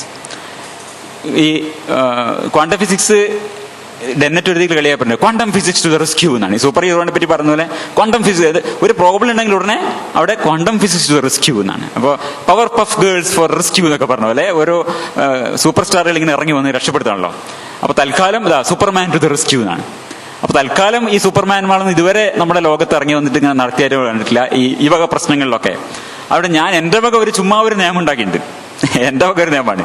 ജീവശാസ്ത്രത്തിലെ കുരുക്കഴിയാത്ത ചോദ്യങ്ങൾക്ക് ക്വാണ്ടം ഭൗതികം കൊണ്ട് ആരെങ്കിലും ഉത്തരം തരികയാണെങ്കിൽ, തരുന്നത് ആര് തന്നെ ആയാലും നമ്മളത് സ്വീകരിക്കാൻ ഒട്ടും തന്നെ തിരക്ക് പിടിക്കരുത് എന്നാണ് ഞാൻ ഉണ്ടാക്കിയ ഒരു നിയമം. ഇത് 1943 വാട്ട് ഈസ് ലൈഫ്, എർവിൻ ഷ്രോഡിഞ്ചറിന്റെ ഒരു ബുക്കുണ്ട്. അതിൽ അദ്ദേഹം പറഞ്ഞത് ദ ജീൻ ഈസ്, അന്നത്തെ ധാരണ gene is probably a large protein molecule എന്നാണ് അന്നത്തെ ധാരണ. 1943 ധാരണയാണ്. ഒരു ജീൻ എന്ന് പറഞ്ഞ ഒരു വലിയ പ്രോട്ടീൻ കണികയാണെന്ന് ധരിച്ചിരുന്നത്. The mutations are actually due to quantum jumps in the gene molecule Erwin എർവിൻ ഷ്രോഡിഞ്ചറെ പോലുള്ള വളരെ പ്രഗത്ഭനായിട്ടുള്ള ഒരു ഭൗതിക ശാസ്ത്രജ്ഞൻ എന്ന് പറഞ്ഞത് 1943. 1953 ഇത് പ്രോട്ടീൻ അല്ല, 10 കൊല്ലം കൊണ്ട് അത് DNA ആണെന്ന് കണ്ടെത്തി. DNA സാധാരണമായ കെമിസ്ട്രി, ഒരു അഡിനിൻ സൈറ്റോസിൻ ഗുവാനിൻ ATCG എന്നുള്ളത്, അഡിൻ തൈമിൻ ഗുവാനിൻ സൈറ്റോസിൻ എന്നുള്ളത് മാത്രം, അതിൽ ഒരെണ്ണത്തിലെ ഒരു അഡിനോ ഗുവാനോ ഏതെങ്കിലും ഒന്ന് മാറിയാൽ ഉണ്ടാവുന്നതാണ് മ്യൂട്ടേഷൻ. ഇത് ഓൺലി സാധാരണ കെമിസ്ട്രി മാത്രമാണ് നമുക്ക് മനസ്സിലാവുകയും ചെയ്തത്. അപ്പോൾ ഇതാണ് ക്വാണ്ടം ഫിസിക്സ്. നമ്മൾ അനാവശ്യമായ സ്ഥലങ്ങളിലേക്കൊന്നും അതിനെ നമ്മൾ ഇൻവോക്ക് ചെയ്യേണ്ട ആവശ്യമില്ല. ഇതുപോലെ റോജർ പെൻറോസ് 1990-കളിൽ വളരെ പുതിയ സിദ്ധാന്തമൊന്നുമല്ല, വളരെ പഴയൊരു സിദ്ധാന്തമാണ്. Consciousness derives from quantum vibrations in microtubules. ഏതാണ്ട് എർവിൻ ഷ്രോഡിഞ്ചർ പറഞ്ഞ മാതിരി തന്നെയാണ് മൈക്രോട്യൂബ്യൂൾസ് എന്നുള്ളത് അദ്ദേഹത്തിന് അറിയുന്നതല്ല. ഈ മൈക്രോട്യൂബ്യൂൾസ് എന്നുള്ള ആശയം പോലും, ഈ മൈക്രോട്യൂബ്യൂൾ എന്താണെന്ന് പോലും റോജർ പെൻറോസിന് അറിയുന്നുണ്ടായിരുന്നില്ല. അത് പറഞ്ഞത് ഈ ഹാമറോഫ് എന്നുള്ള ഈ വ്യക്തിയാണ്. ഇവർ രണ്ടുപേരും കൂടിയാണ് ഈ orchestrated objective reduction or model of consciousness ഉണ്ടാക്കിയത്. 1990-കളിലാണ്. അദ്ദേഹം ഒരു അനസ്തറ്റിസ്റ്റാണ്. ഈ നമ്മുടെ ഹാമറോഫിന്റെ ഒരുപാട് പ്രസംഗങ്ങൾ നമുക്ക് നെറ്റിൽ കാണാം. അപ്പൊ അദ്ദേഹത്തിന്റെ ഒരു പ്രസംഗത്തിൽ ഇങ്ങനെ പറയാം, ബോധം അത് വളരെ ആദിപുരാതനമായിട്ടുള്ളതാണ്. ജീവികൾ ഉടലെടുക്കുന്നതിന് മുമ്പ് തന്നെ ഇവിടെ ബോധമുണ്ട് എന്നാണ്. നമ്മുടെ ഈവൻ സിംഗിൾ സെൽ ആനിമൽ ഉണ്ടാവുന്നതിന് മുമ്പ് തന്നെ ബോധം നിറഞ്ഞു നിൽക്കുകയാണ്. പറയുമ്പോൾ തന്നെ നമുക്കറിയാം. അപ്പൊ ഇത് നമ്മുടെ ഈ ബിയോണ്ട് ബിലീഫ് കോൺഫറൻസിലൊക്കെ വന്ന് ഇത് ഈ രഥത്തിൽ പറഞ്ഞപ്പോ യു ആർ ജസ്റ്റ് റോങ് എന്നാ ലോറൻസ് ക്രോസ് ഒക്കെ കൃത്യമായിട്ട് മൂപ്പരെ ക്രോസ് ചെയ്യുന്നത്. സ്റ്റുവാർട്ട് ഹാമറോഫ് ഹാമേർഡ് ബൈ ക്വസ്റ്റ്യൻസ് എന്നാണ് പറയുന്നത്. ചോദ്യം ചോദിച്ച് ഇതാക്കിയത്. ഇതും ഈ പറഞ്ഞ പോലെ എവിടെയാണ് ഇതൊക്കെ ചെലവാകുന്നത്? Conversation with Deepak Chopra and Stuart Hameroff, അവിടെ ഇതൊക്കെ ചെലവാകുന്നുണ്ട്. അപ്പൊ തന്നെ നമുക്കെന്ത് വി സ്മെൽ ബുൾഷിറ്റ്. ഈ ദീപക് ചോപ്രയായിട്ട് സംസാരിച്ചിട്ടാണ് ഈ കാര്യങ്ങൾ പറഞ്ഞാൽ അപ്പൊ തന്നെ നമുക്ക് വിശദമായിട്ട് നമ്മളിലേക്ക് പോകുന്നില്ല. ഞാൻ എളുപ്പത്തിൽ പറഞ്ഞ് തീർക്കാൻ വേണ്ടിയാണ് ഇങ്ങനത്തെ കാണിക്കുന്നത്. അപ്പൊ അതുപോലെ തന്നെ പിന്നെ ആ കോൺവെർസേഷൻ നമ്മൾ കുറച്ചേരം കേട്ട് കഴിഞ്ഞാൽ വരാൻ തുടങ്ങി ആബ്സല്യൂട്ട് കോൺഷ്യസ്നെസ്, വേദാന്തം, ദലായ് ലാമ, ഇതൊക്കെ ഇയാൾ പറയുന്നതാണ്. ഈ സ്റ്റുവാർട്ട് ഹാമറോഫ് ESP, ടെലപ്പതി, അതിലെ വാക്കുകളെ എടുത്ത് വെച്ചാണ്. പുനർജന്മം, ഇതൊക്കെ ഇതിൽ വരുന്നുണ്ടെന്നാണ്. അപ്പൊ നമ്മള് ബുൾഷിറ്റ് മീറ്റർ ഇങ്ങനെ അടിച്ചടിച്ചടിച്ച് തീർന്നു. മാക്സിമം ബുൾഷിറ്റ് മീറ്റർ പോയി, പിന്നെ നിർത്തുന്നില്ല. അപ്പൊ നമ്മൾ ഏതാണ്ട് ചങ്ങല സ്വാമി പറയാനുള്ള ഗതിയായി, ഓടാനുള്ള സ്ഥിതി നടത്തും. അപ്പോൾ ഇതൊന്നും നമ്മൾ കാര്യമായി എടുക്കേണ്ടതേയില്ല. ഈ ഓർച്ച് ഓർ മോഡലിനെ കുറിച്ചൊക്കെ നമ്മൾ പരിഗണിക്കേണ്ട ആവശ്യമേ ഇല്ല. അതൊക്കെ അസംബന്ധ സിദ്ധാന്തമാണ് അതിൽ പറയാനുള്ളൂ. അപ്പൊ ഇതൊക്കെ നമുക്ക് ഇനി വന്നത് മിസ്റ്റീരിയനിസ്റ്റ് ആണ്, നമുക്ക് കണ്ടെത്താനേ പറ്റില്ല എന്ന് പറഞ്ഞ വേറൊരു ഭാഗം കൂടിയിട്ട്. അപ്പോൾ ഈ പാൻസൈക്കിസംവാദികളെയും ക്വാണ്ടം സ്വപ്നാടകരെയും അജ്ഞേയവാദികളൊക്കെ നമുക്ക് വിട്ടിട്ട് മസ്തിഷ്കത്തിന്റെ ഘടനയെക്കുറിച്ച് ഒന്ന് ടൈറ്റായിരുന്നുള്ളൂ, പ്രവർത്തനത്തെക്കുറിച്ച് പ്രസക്തമായ ചില അടിസ്ഥാന വിവരങ്ങൾ ശ്രദ്ധിക്കാം. മസ്തിഷ്കം എന്ന് പറഞ്ഞത് ഇങ്ങനെ പിന്നെ എന്താ പറയുക, വലിയൊരു സാധനമായിട്ട് നമ്മൾ 1500 cc ഒക്കെ ഉള്ള വലിയ സാധനമായിട്ട് നമ്മൾ കണക്കാക്കണം. അതിന്റെ ചുളിവൊന്ന് നിവർത്തിയാൽ, നമ്മളെ സെർബൽ കോട്ടക്സ് മാത്രമാണ് പറയാം, ഉള്ളിലുള്ള ന്യൂക്ലിയ അല്ല, സെർബൽ കോട്ടക്സിന്റെ ചുളിവൊന്ന് നമ്മൾ ഒരു ഇൻഫ്ലേറ്റ് ചെയ്ത് നിവർത്തി ഒരു ബലൂൺ പോലെ വീർപ്പിച്ചാണ് ഈ കാണുന്നത് ഇത്. എന്നിട്ട് നമ്മൾ അതിന്റെ മേലത്തെ ഇതിന് പരത്താൻ വിചാരിക്കാം.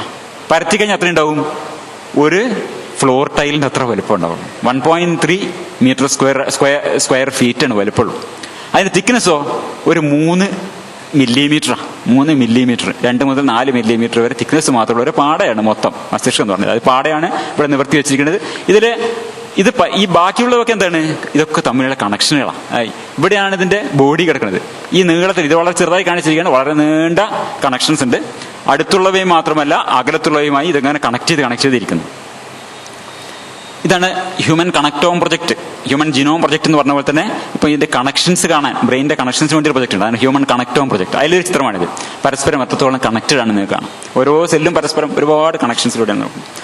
ഓരോ ഭാഗവും നമ്മൾ ഈ കണ്ട പോലെ മസ്തിഷ്കത്തിന്റെ ഓരോ ഭാഗവും അതാതിന്റെ ജോലികളുമായി എങ്ങനെ മുന്നോട്ട് നീങ്ങാം, ആവശ്യാനുസരണം മറ്റു ഭാഗങ്ങളുമായി വിവര കൈമാറ്റങ്ങൾ, ഇൻഫർമേഷൻ എക്സ്ചേഞ്ച് ചെയ്യുകയും ചെയ്യാം. ഇതല്ലാതെ എല്ലാ ഈ പ്രവർത്തനങ്ങളെയും നിയന്ത്രിക്കുന്ന ഒരു കേന്ദ്രീയ സ്ഥാനം അങ്ങനെയൊന്നും മസ്തിഷ്കത്തിൽ ഇല്ല എന്നുള്ളതാണ്. അപ്പൊ ഈ സെൻട്രൽ ഹെഡ് ക്വാർട്ടേഴ്സ് ഒന്നുമില്ലാത്ത ഇതൊരു പാരലൽ പ്രോസസ് സിസ്റ്റം എന്ന് പറയാം. ഓരോ ഭാഗവും ഓരോ ജോലി ചെയ്തുകൊണ്ടിരിക്കും, പരസ്പരം കമ്മ്യൂണിക്കേറ്റ് ചെയ്യും. അപ്പൊ ഇവിടെ ഒരു ആന്തരിക സിനിമ നടത്താനും അത് കണ്ട് രസിക്കാനും അന്തര്യാമിക്ക് ഇരിക്കാൻ കൊമ്പില്ല. അന്തര്യാമിക്ക് ഇരിക്കാൻ ഒരു സ്ഥലമില്ല അവിടെ. അങ്ങനെ ഒരു മേഖല അതിലില്ല. അപ്പോ ഈ ഹാർട്ട് പ്രോബ്ലം പരിഹരിക്കാനായിട്ട് നമ്മൾ ഈ പറഞ്ഞ പോലെ ഹോഫ്മാന്റെ പ്രപഞ്ച നിർമ്മിത അടിസ്ഥാന ഘടകമാണ് ബോധം എന്ന തരത്തിലുള്ള സിദ്ധാന്തങ്ങൾ, പാൻസൈക്കിക് സിദ്ധാന്തങ്ങൾ ഉന്നയിക്കപ്പെടുന്നത് എന്തുകൊണ്ടാണ്? നിലവിൽ സയൻസിന് അറിയാവുന്ന അടിസ്ഥാന ഘടകങ്ങൾ കൊണ്ടല്ല ബോധത്തിന്റെ നിർമ്മിതി എന്ന ഒരു ധാരണയുടെ അടിസ്ഥാനത്തിലാണ്. അവിടെയാണ് ഒരു ഭൗതികമായ ഒരു എക്സ്പ്ലനേഷൻ സാധ്യമല്ല എന്നുള്ള നിലക്കാണ് ഈ തരത്തിൽ പുതിയ ഒരു അടിസ്ഥാന ഘടകമാണ് പാൻസൈക്കിസം എന്നൊക്കെയുള്ള ആശയങ്ങൾ കൊണ്ടുവരേണ്ടി വരുന്നത്. ഇവിടെയാണ് അറ്റൻഷൻ സ്കീമ തിയറി, നമ്മളിന്ന് പഠിക്കാൻ പോകുന്ന സിദ്ധാന്തം, ഒരു പുതിയ ആശയം മുന്നോട്ട് വെക്കുന്നത്. ഈ ആശയം എന്താണ്?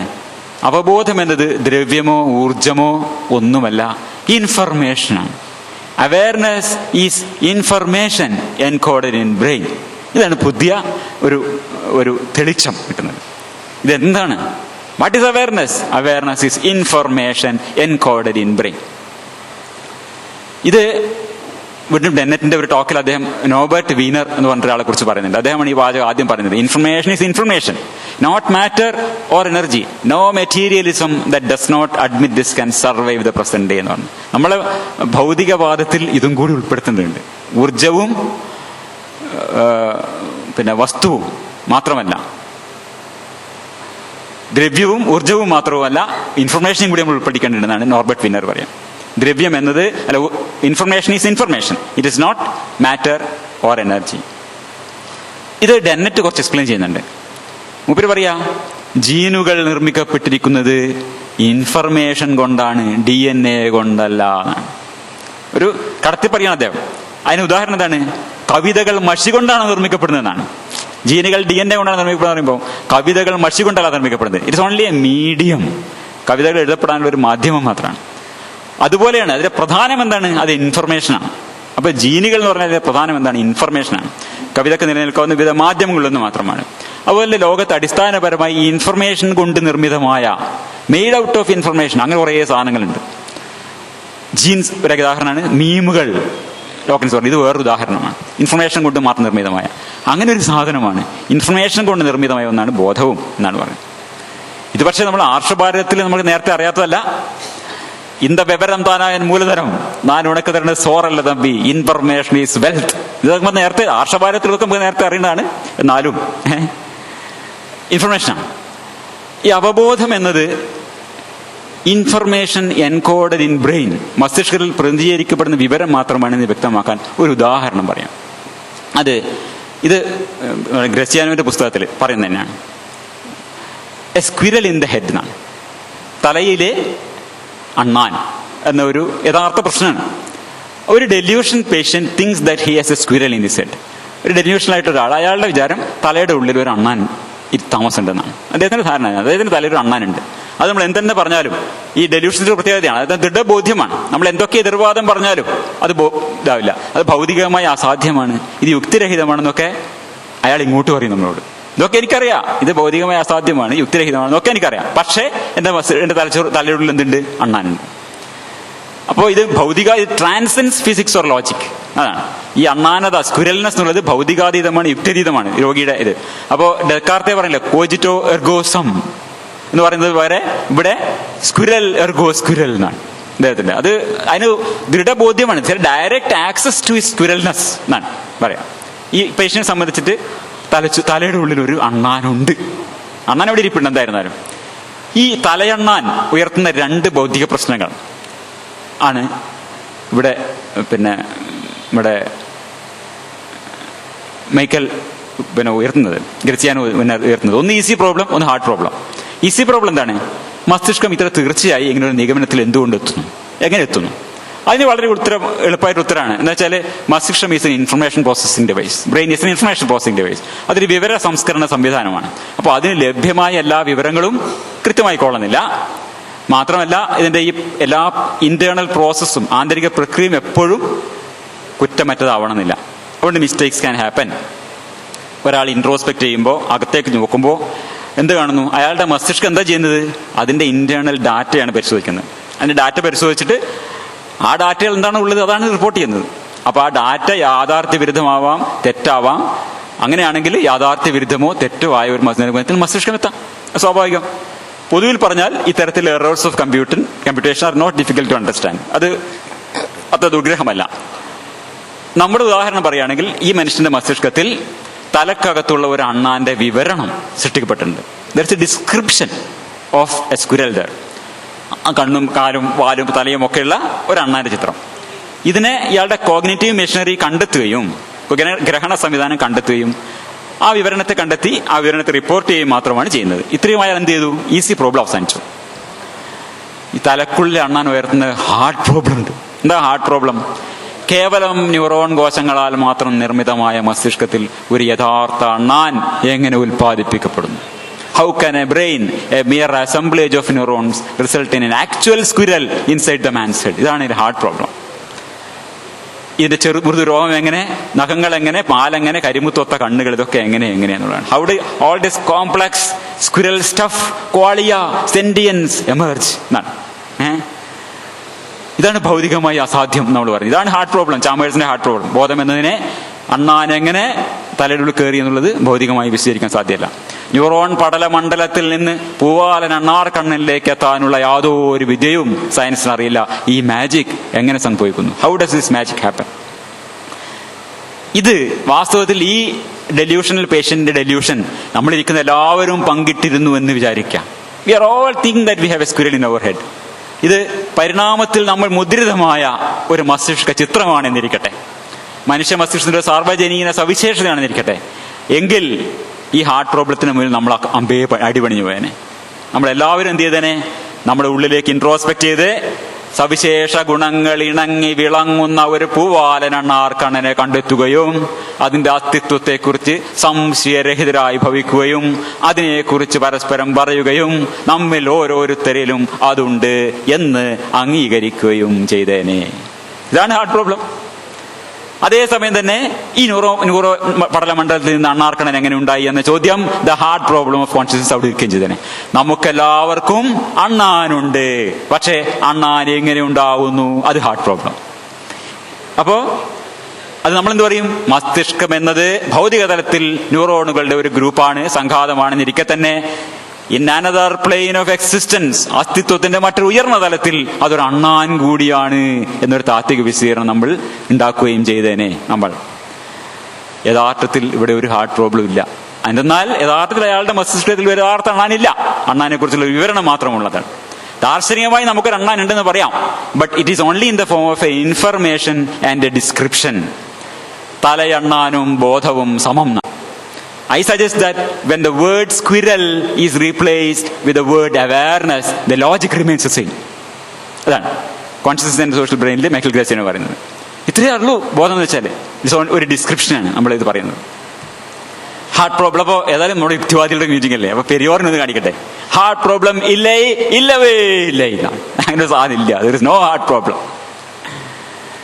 അപ്പോൾ the answer may be that there is no hard problem.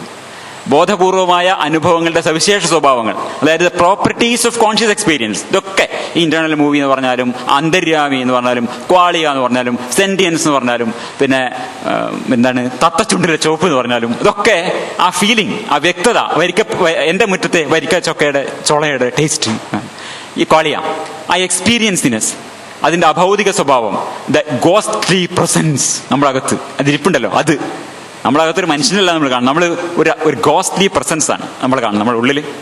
അതൊക്കെ it can all be explained as components of A descriptive model. ഈ ഡിസ്ക്രിപ്ഷനുകൾക്ക് എന്തും ഡിസ്ക്രൈബ് ചെയ്യാം, എന്തും ഡിസ്ക്രൈബ് ചെയ്യാൻ പറ്റും. ഡിസ്ക്രിപ്ഷനിൽ എന്തും സാധ്യമാണ്, മനസ്സിലായില്ല? അപ്പോൾ അങ്ങനെ these are all components of A descriptive model. ഒരു വിവരണാത്മക മാതൃകയുടെ ഘടകങ്ങൾ മാത്രമാണിത്. ഈ അവയർനെസ് എന്നത് ഒരു ഇൻഫർമേഷൻ ആണ് എന്ന് നമ്മൾ തിരിച്ചറിഞ്ഞാൽ ഈ ബോധത്തെക്കുറിച്ച് സിദ്ധാന്തങ്ങളിൽ നിന്ന് മാജിക്കിനെ എടുത്തളയാം നമുക്ക്. ബോധത്തിനെ കുറിച്ച് എല്ലാ സിദ്ധാന്തങ്ങളും രണ്ട് തരത്തിൽ മാജിക്കലാണെന്നാണ് ഗ്രാസിയാനോ പറയാം. It's are magical in two ways. ഇത് arrow E, arrow A, arrow B എന്നാണ്. അതൊന്ന് പറയാം. ഒരു കാര്യം എന്ന് വെച്ചാൽ അവബോധത്തെക്കുറിച്ച് നമുക്ക് ഉറപ്പിച്ച് പറയാവുന്ന, അവയർനെസ് ഉറപ്പിച്ച് പറയാവുന്ന ഒരു കാര്യം എന്താണ്? നമ്മുടെ ബോധത്തിൽ എന്താണ് ഉള്ളത് എന്നതിനെക്കുറിച്ച് നമുക്ക് ഏതാണ്ട് പറയാൻ പറ്റും. എനിക്കിന്നതിനെ കുറിച്ചൊക്കെ ബോധമുണ്ട്. ഇവിടെ ഒരു മൈക്ക് നിൽക്കുന്നുണ്ട്, എൻ്റെ മുന്നിൽ ഇങ്ങനെ നരച്ച താടിയുള്ള ഒരാളിരിക്കുന്നുണ്ട്, കണ്ണട വെച്ച വേറൊരാളിരിക്കും. നമുക്കിങ്ങനെ എന്തൊക്കെ എൻ്റെ ബോധത്തിൽ ഇപ്പോൾ ഉണ്ടെന്നുള്ളത് എനിക്ക് പറയാൻ പറ്റും. ഇതൊരു പിടിവള്ളിയാണെന്നാണ്. ഏറെക്കുറെ നമുക്ക് സംസാരിക്കാൻ കഴിയും. We can talk about that. ഇതൊരു നമുക്ക് ഒരു പിടിവള്ളിയാണെന്നാണ് ഗ്രാസിയാനോന്റെ ഈ സിദ്ധാന്ത പ്രകാരം. അപ്പോൾ അതാണ് ഈ സംസാരിക്കുക. അപ്പൊ ഈ അഭൗതികമായ സാധനത്തെ നമ്മളെ ഭൗതികതയിലേക്ക് ഇറക്കിക്കൊണ്ടിരാ. സംസാരിക്കുക എന്നതൊരു ഭൗതിക പ്രക്രിയയാണല്ലോ. അപ്പോൾ അതെങ്ങനെ ഉണ്ടാവുന്നു? അത് മാംസപേശികളുടെ പ്രവൃത്തി കൊണ്ടാണ് ഉണ്ടാവുന്നത്. ഈ മാംസപേശികൾ എങ്ങനെ പ്രവർത്തിക്കുന്നു? അതിനെ നെർവുകളെ നിയന്ത്രിക്കുന്നു. ഈ നെർവുകൾ എങ്ങനെ പ്രവർത്തിക്കുന്നു? Through information. വിവരം കൈകാര്യം ചെയ്യുകയും പ്രസരണം ചെയ്യുകയുമാണ് നെർവുകൾ പ്രവർത്തിക്കുന്നത്. Nerves operate by manipulation and transmission of information. അപ്പോൾ ഇവിടെ നമ്മൾ ഇൻഫർമേഷനിലെത്തി. മനസ്സിലായല്ലോ? സംസാരിക്കാൻ കഴിയുമെങ്കിൽ ഇത് അഭൗതികമാവാൻ സാധ്യമല്ല. സംസാരിക്കാൻ കഴിയുമെങ്കിൽ അത് നെർവുകളെ ഏതോ തരത്തിൽ ന്യൂറോൺ കോശങ്ങളെ സ്വാധീനിക്കാൻ അതിന് കഴിയണം, തിരിച്ച് സ്വാധീനിക്കാൻ. അവയർനെസ് ഉണ്ടായാൽ മാത്രം പോരാ. ഈ അവയർനെസ് എന്ന സാധനം വാട്ട് എവർ ഇറ്റ് ഈസ്, അതെന്തോ ആയിക്കോട്ടെ, ആ സാധനത്തെ എന്ത് ചെയ്യാൻ പറ്റണം?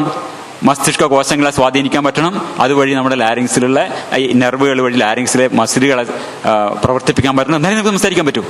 Which means it has to work through അപ്പോൾ ബേസിക്കലി അവയർനെസ് ഇൻഫർമേഷൻ ആയി പറ്റും. അവബോധം എന്തായിരുന്നാലും അത് ന്യൂറോൺ കോശ സിഗ്നലുകളെ ഭൗതികമായി സ്വാധീനിക്കാൻ കഴിയുന്ന ഒന്നായേ പറ്റൂ. ഇവിടെയാണ് നമ്മൾ ഈ രണ്ട് ബോക്സുകൾ വരുന്നത്. ഒന്ന് box A, box 1, box 2. Box 1 the neuronal processing of information, അതായത് ഈ മസ്തിഷ്ക കോശങ്ങളുടെ വിവര സംസ്കരണം നടക്കുന്നു ഇവിടെ. ഇതിൽ ആരോ ബിയിലൂടെ എങ്ങനെയോ ഉണ്ടായിക്കോട്ടെ, പ്രസരമായോ പ്രവാഹമോ എങ്ങനെ വേണമെങ്കിലും ഉണ്ടായിക്കോട്ടെ, ആരോ എ പ്രകാരം അവയർനെസ് ഉണ്ടാവുന്നു. ഇത് നമ്മുടെ സിദ്ധാന്തങ്ങൾ പ്രകാരം, മറ്റുള്ള നേരത്തെ സിദ്ധാന്തങ്ങൾ പ്രകാരം ഇത് മാജിക്കാം. We don't know exactly how it happens. ഡും പാത്തുമ്മയുടെ ആട് വെച്ചു എന്ന് പറഞ്ഞ പോലെ ഡും അവയർനെസ് ഉണ്ടായി. അതാണ് എൻ്റെ സ്റ്റൈല്. അപ്പോൾ അതാണ് ആരോ എ. ആരോ ബി എന്നൊന്നുമില്ല. നമ്മുടെ പ്രശ്നം ഇതാണ്, എങ്ങനെയാണ് ഇത് ഈ ന്യൂറോൺ കോശങ്ങളെ സ്വാധീനിച്ച് നെർവുകൾ വഴി നമ്മുടെ സംസാരിക്കാൻ ഉപയോഗിക്കുന്ന മാംസപേശികളെ സ്വാധീനിച്ച് സംസാരിക്കുന്നത് എങ്ങനെ? അവിടെയാണ് ആരോ ബി വരുന്നത്. ഈ ആരോ ബി എന്ന സാധനം കോൺഷ്യസിനെ കുറിച്ചുള്ള മുൻ സിദ്ധാന്തങ്ങളിൽ ഒന്നും തന്നെ പരിഗണിക്കപ്പെടുന്നതേ ഇല്ല. വിവരങ്ങളെ പ്രോസസ്സ് ചെയ്യുക എന്നതിൽ നിന്ന് അവബോധം എങ്ങനെ ഉണ്ടാകുന്നു എന്ന ആരോ എ മാത്രമാണ്. ഇപ്പോൾ ടൊണോണിയുടെ ഇന്ന് ഏറ്റവും പ്രസിദ്ധമായുള്ള ഇന്റഗ്രേഷൻ ഇൻഫർമേഷൻ തിയറിയിലൊക്കെ ഇത് മാത്രമാണ്, ആരോ എ മാത്രമാണ് നോക്കുന്നത്. There is no arrow B. ഉൽപാദിതമായ അവബോധത്തിന് ആരോ ബി എങ്ങനെ സ്വാധീനിക്കാൻ പറ്റുമെന്നുള്ളത് പരിഗണിക്കുന്നതേ ഇല്ല. നമ്മൾ മനസ്സിലാക്കേണ്ടത് മസ്തിഷ്കത്തിൽ ഒരുപാട് കാര്യങ്ങളുണ്ട്. ഉദാഹരണത്തിന് രക്തോട്ടമുണ്ട്. ഇങ്ങനെ മസ്തിഷ്കത്തിലൂടെ എല്ലാ സമയവും ഇത്രയും രക്തക്കൊഴലിലൂടെ എല്ലാ കോശങ്ങൾക്കും പോഷകങ്ങളും ഓക്സിജനും ഒക്കെ എത്തിക്കുന്ന രക്തോട്ടം നടന്നുകൊണ്ടേയിരിക്കുന്നുണ്ട്. ഇതൊന്നും പക്ഷേ മസ്തിഷ്കത്തിന് റിപ്പോർട്ട് ചെയ്യാൻ പറ്റില്ല. കാരണം അതെന്തല്ല, ഇൻഫർമേഷൻ അല്ല. ഇൻഫർമേഷൻ മാത്രമേ, ഇൻഫർമേഷൻ പ്രോസസ്സിംഗ് മെഷീനാണ്. ഇൻഫർമേഷൻ മാത്രമേ റിപ്പോർട്ട് ചെയ്യാൻ പറ്റൂ. നമുക്ക് മസ്തിഷ്കത്തിലെ രക്തഓട്ടത്തിനെ നമുക്ക് റിപ്പോർട്ട് ചെയ്യാൻ പറ്റില്ല. We can only report information. ഒരു ഐറ്റം റിപ്പോർട്ട് ചെയ്യപ്പെടണമെങ്കിൽ അത് മസ്തിഷ്കത്തിൽ ഉണ്ടായാൽ പോരാ, അത് നാഡീകോശ സിഗ്നലുകളായി വിവര രൂപത്തിൽ എഴുതപ്പെട്ടവയായിരിക്കണം. It should be encoded as information in the form of neural signals. എന്നാൽ മാത്രമേ അത് സംസാരത്തിന്റെ വ്യവസ്ഥയിൽ, സ്പീച്ച് സെക്യൂരിറ്റിയിൽ പ്രവർത്തിക്കാൻ സാധിക്കൂ. അപ്പോൾ ഈ രണ്ട് വിധത്തിൽ മാജിക്കലാണ് ഇതുകൊണ്ടാണ് പറഞ്ഞത്. Most theories are magical in two ways. ഈ double magic disappears if awareness is information. Awareness information ആണ് നമ്മൾ മനസ്സിലാക്കിയാൽ അപ്പോൾ ഈ ഡബിൾ മാജിക് ഇല്ലാതായി. അവബോധം എന്നത് ഇൻഫർമേഷൻ ആണെന്ന് വന്നാൽ ഇരട്ട മാജിക് പോയി. ബോക്സ് 1 നടക്കുന്നത് വിവര സംസ്കരണമാണ്. ഓക്കെ, അപ്പോൾ അതിൽ നിന്ന് കുറച്ച് ഇൻഫർമേഷൻ അവയർനെസ് ആയി ഉണ്ടാവുക എന്ന് പറഞ്ഞാൽ അത് തീർച്ചയായും മാജിക്. അപ്പോൾ ആരോ എയിലെ മാജിക്കിനെ നമ്മൾ എടുത്തു മാറ്റി. ആരോ ബിയോ മസ്തിഷ്കം ഒരു ഇൻഫർമേഷൻ പ്രോസസിംഗ് ഡിവൈസാണ്. ഈ വിവര സംസ്കരണ സംവിധാനം അതിന് ആന്തരികമായ ഒരു സബ്ജക്റ്റീവ് എക്സ്പീരിയൻസ് ഉണ്ട് എന്ന് റിപ്പോർട്ട് ചെയ്യുന്നുവെങ്കിൽ ആ സംവിധാനത്തിനകത്ത് അപ്രകാരമുള്ള ഒരു ഇൻഫർമേഷൻ നിലനിൽക്കുന്നു എന്നാണ് അർത്ഥം. There is A information in that. ആ തരത്തിൽ അപ്പോൾ ഇങ്ങനെ ഒരു ഇൻഫർമേഷൻ അവിടെ ഉണ്ടെങ്കിൽ, മസ്തിഷ്കത്തിൽ അങ്ങനെ ഇൻഫർമേഷൻ ഉണ്ടായാൽ പിന്നെ അവയർനെസ് എന്ന വിവരത്തെ, ആ ഇൻഫർമേഷനെ ആക്സസ് ചെയ്യുക, അത് റീഡ് ചെയ്യുക, അത് ഭാഷയിലേക്ക് ചുരുക്കുക, വാചികമായ ഒരു റിപ്പോർട്ട് നൽകുക എന്നതെല്ലാം ഈ മസ്തിഷ്കത്തിന്റെ ഭാഗമായ കോഗ്നിറ്റീവ് മെഷീനറി, ഗ്രഹണ സംവിധാനത്തിന് പൂവരിക്കുന്ന പോലെ ഈസിയാണ്. അപ്പോൾ ആരോബിയിൽ എന്തില്ല, പിന്നെ അവിടെ മാജിക് ഇല്ല. അപ്പോൾ double magic disappears. Arrow A എന്താണ്, ഇൻഫർമേഷൻ പ്രോസസ്സിംഗ് ആണ് നടക്കുന്നത്, കുറച്ച് ഇൻഫർമേഷൻ ആണ് അവയർനെസ് ആവുന്നത്. സോ ആരോ എയിലെ മാജിക്കിനെ നമ്മൾ നീക്കം ചെയ്തു. ഈ അവയർനെസ് ഈ ഇൻഫർമേഷനാണ്. ആ ഇൻഫർമേഷൻ ഉപയോഗിച്ചിട്ട് എന്ത് ചെയ്യാൻ പറ്റും, ഈ ന്യൂറോണൽ പ്രോസസ്സിങ്ങിനെ സ്വാധീനിക്കാൻ പറ്റും, അത് വെച്ച് സംസാരിക്കാൻ പറ്റും. സോ അവിടുത്തെ മാജിക്കും പോയി. So the double magic disappears. അപ്പോൾ നിർലജ്ജരായ യുക്തിവാദികളിലെ അർമാദിത്യൻ നമുക്ക് പറ്റിയ സിദ്ധാന്തം ദേ വന്നിരിക്കുന്നു, നോ മാജിക്. അപ്പൊ മസ്തിഷ്കം അവബോധത്തെ നിർമ്മിക്കുകയല്ല, വിവരിക്കുകയാണ്. Awareness is described by the brain rather than produced by the brain. ഇതാണ്. അപ്പോ ഇതിലെന്ന് വെച്ചാല് ഒരു ദൃഢബോധ്യം, നമ്മൾ നേരത്തെ തലയെണ്ണാന്റെ എക്സ്പ്ലനേഷൻ പറഞ്ഞല്ലോ, ഉദാഹരണം പറഞ്ഞല്ലോ. ഈ തലയെണ്ണാൻ വിശ്വാസിയുടെ ദൃഢബോധ്യം ഒരു ഡെല്യൂഷനാണ്, സംശയമില്ല. അതിന് യാതൊരു അഡാപ്റ്റീവ് ഫംഗ്ഷനും ഇല്ല, അനുകൂല ധർമ്മവുമില്ല. It is not adaptive. ആ ദൃഢബോധ്യം വ്യക്തിക്ക് ഹാനികരമാണ്. അയാളുടെ ദൈനംദിന ജീവിതത്തെ തടസ്സപ്പെടുത്തുന്നുണ്ട്, സാരമായി തടസ്സപ്പെടുന്നുണ്ട്. അപ്പോൾ അതെന്താണ്, അതിന് നമുക്കൊരു ഡെല്യൂഷനാണ്, സംശയമില്ല, തീർച്ചയായും ഡെല്യൂഷനാണ്. എന്നാൽ അവബോധം എന്നത്, നമ്മുടെ അവയർനെസ് എന്നത് ഒരു ഡെല്യൂഷനാണെന്ന് പറയാൻ പറ്റില്ല. In the attention schema theory, awareness is not a harmful error but instead an adaptive useful internal model. അവബോധം എന്നത് ഒരു അഡാപ്റ്റീവാണ്, അനുകൂലനപരവും പ്രയോജനപ്രദവുമായ ഒരു ആന്തരിക മാതൃകയാണ്. ഇവിടെയാണ് ഡെന്നറ്റിന്റെ പ്രൊജക്റ്റിൽ നിന്ന് നമ്മൾ ഒരു സ്റ്റെപ്പ് മുന്നോട്ട് വെക്കുന്നത്. എന്നിട്ട് പറയാം കോൺഷ്യസ് ഈസ് എൻ ഇല്യൂഷൻ എന്നാണ് പറയുന്നത്. അത് that is okay, it's an illusion ഒരു അർത്ഥത്തിൽ. പക്ഷേ അതിനൊരു പ്രയോജനമുണ്ട്, അതാണ് നമ്മൾ പറയുന്നത്. So we are taking one step from Dennett. പ്രയോജനപ്രദമെങ്കിൽ, പക്ഷെ എങ്കിലും പ്രയോജനപ്രദമാണെങ്കിലും ഒരു അഡാപ്റ്റീവ് ഫംഗ്ഷൻ ആണെങ്കിലും അവബോധം എന്നതും തലയെണ്ണാൻ എന്നതിനെ പോലെ തന്നെ ഒരു ഡിസ്ക്രിപ്ഷൻ മാത്രമാണ്, ഇൻഫർമേഷൻ മാത്രമാണ്, വിവരണം മാത്രമാണ്. ഇത് രണ്ടും നമ്മൾ മനസ്സിലാക്കണം. ഇവിടെയാണ് ഗ്രാസിയാനോ പറഞ്ഞത്, രണ്ടു കൂട്ടരും ചോദിക്കുന്ന, ഈ നാസ്തികരായാലും ആസ്തികരായാലും ബോധം എന്നതിനെ കുറിച്ചുള്ള വിഷയം ചിന്ത ആരംഭിക്കുന്നത് യുക്തിവിരുദ്ധമായ ചിന്താമാർഗത്തിലാണെന്ന് പറയുമ്പോൾ രണ്ടുപേരും ചോദിക്കുന്നത് തെറ്റായ ചോദ്യമാണ്. അതാണ് പ്രശ്നം. എന്താ തെറ്റായ ചോദ്യം? എങ്ങനെ ഈ ഇന്ദ്രജാലം സൃഷ്ടിക്കുന്നു? How does this magic produce? ഇവിടെ ഇങ്ങനെ കാണുന്നില്ലേ, ബ്രെയിൻ ഇങ്ങനെ പ്രോസസ് ചെയ്യുന്നു, ഡും കോൺഷ്യസ്നസ് ആയി മാജിക്. ഇതല്ല, എങ്ങനെ ഈ മാജിക് സംഭവിക്കുന്നു എന്നല്ല ചോദിക്കേണ്ടത്. ആ ചോദിക്കുന്നതുകൊണ്ടാണ് രണ്ടുപേരും തെറ്റായ ഉത്തരങ്ങളിലെത്തുന്നത്. ഈ സിസ്റ്റം, ഇൻഫർമേഷൻ പ്രോസസ് സിസ്റ്റം എന്തുകൊണ്ട് ഇപ്രകാരമുള്ള ഒരു സ്വയം വിവരണം, സെൽഫ് ഡിസ്ക്രിപ്ഷൻ ഉണ്ടാക്കുന്നത് എങ്ങനെയാണ്, ഹൗ, എങ്ങനെ എന്നും എന്ത് പ്രയോജനത്തിനാണ്? നമ്മൾ ഡാർവീനിയൻ ലോകവീക്ഷണാണ്. അപ്പൊ എന്ത് പ്രയോജനത്തിനാണ്? ഇവിടെ ബോധവും അവബോധവും, ഈ വാക്ക് ഞാനങ്ങ് സെലക്റ്റീവ് നിന്നുള്ളൂ, അവബോധം എന്നുള്ളത്. ഇത് സംസ്കൃത പണ്ഡിറ്റുകൾ എടുത്തിട്ട് വല്ലാണ്ട് ഡിസെക്ട് ചെയ്യുന്ന ഒരു കാര്യമില്ല. സംസ്കൃതം ഒന്നും എടുത്തതല്ല, എന്റെ സൗകര്യത്തിന് ഞാനിട്ട പേരാണ്. കോൺഷ്യസ്നെസ്, അവയർനെസ് ഉള്ളതിനെ ഞാൻ ട്രാൻസ്ലേറ്റ് ചെയ്താണ്. ബോധവും അവബോധവും, അവയർനെസ് നല്ലൊരു പൊരുത്തമുണ്ടല്ലോ, അതുകൊണ്ട് അവബോധം എടുത്തിട്ടെന്ന് മാത്രം. അപ്പോൾ അത് രണ്ടായിട്ട് നമുക്ക് പറയേണ്ട ഒരു ആവശ്യമുണ്ട് അവിടെ.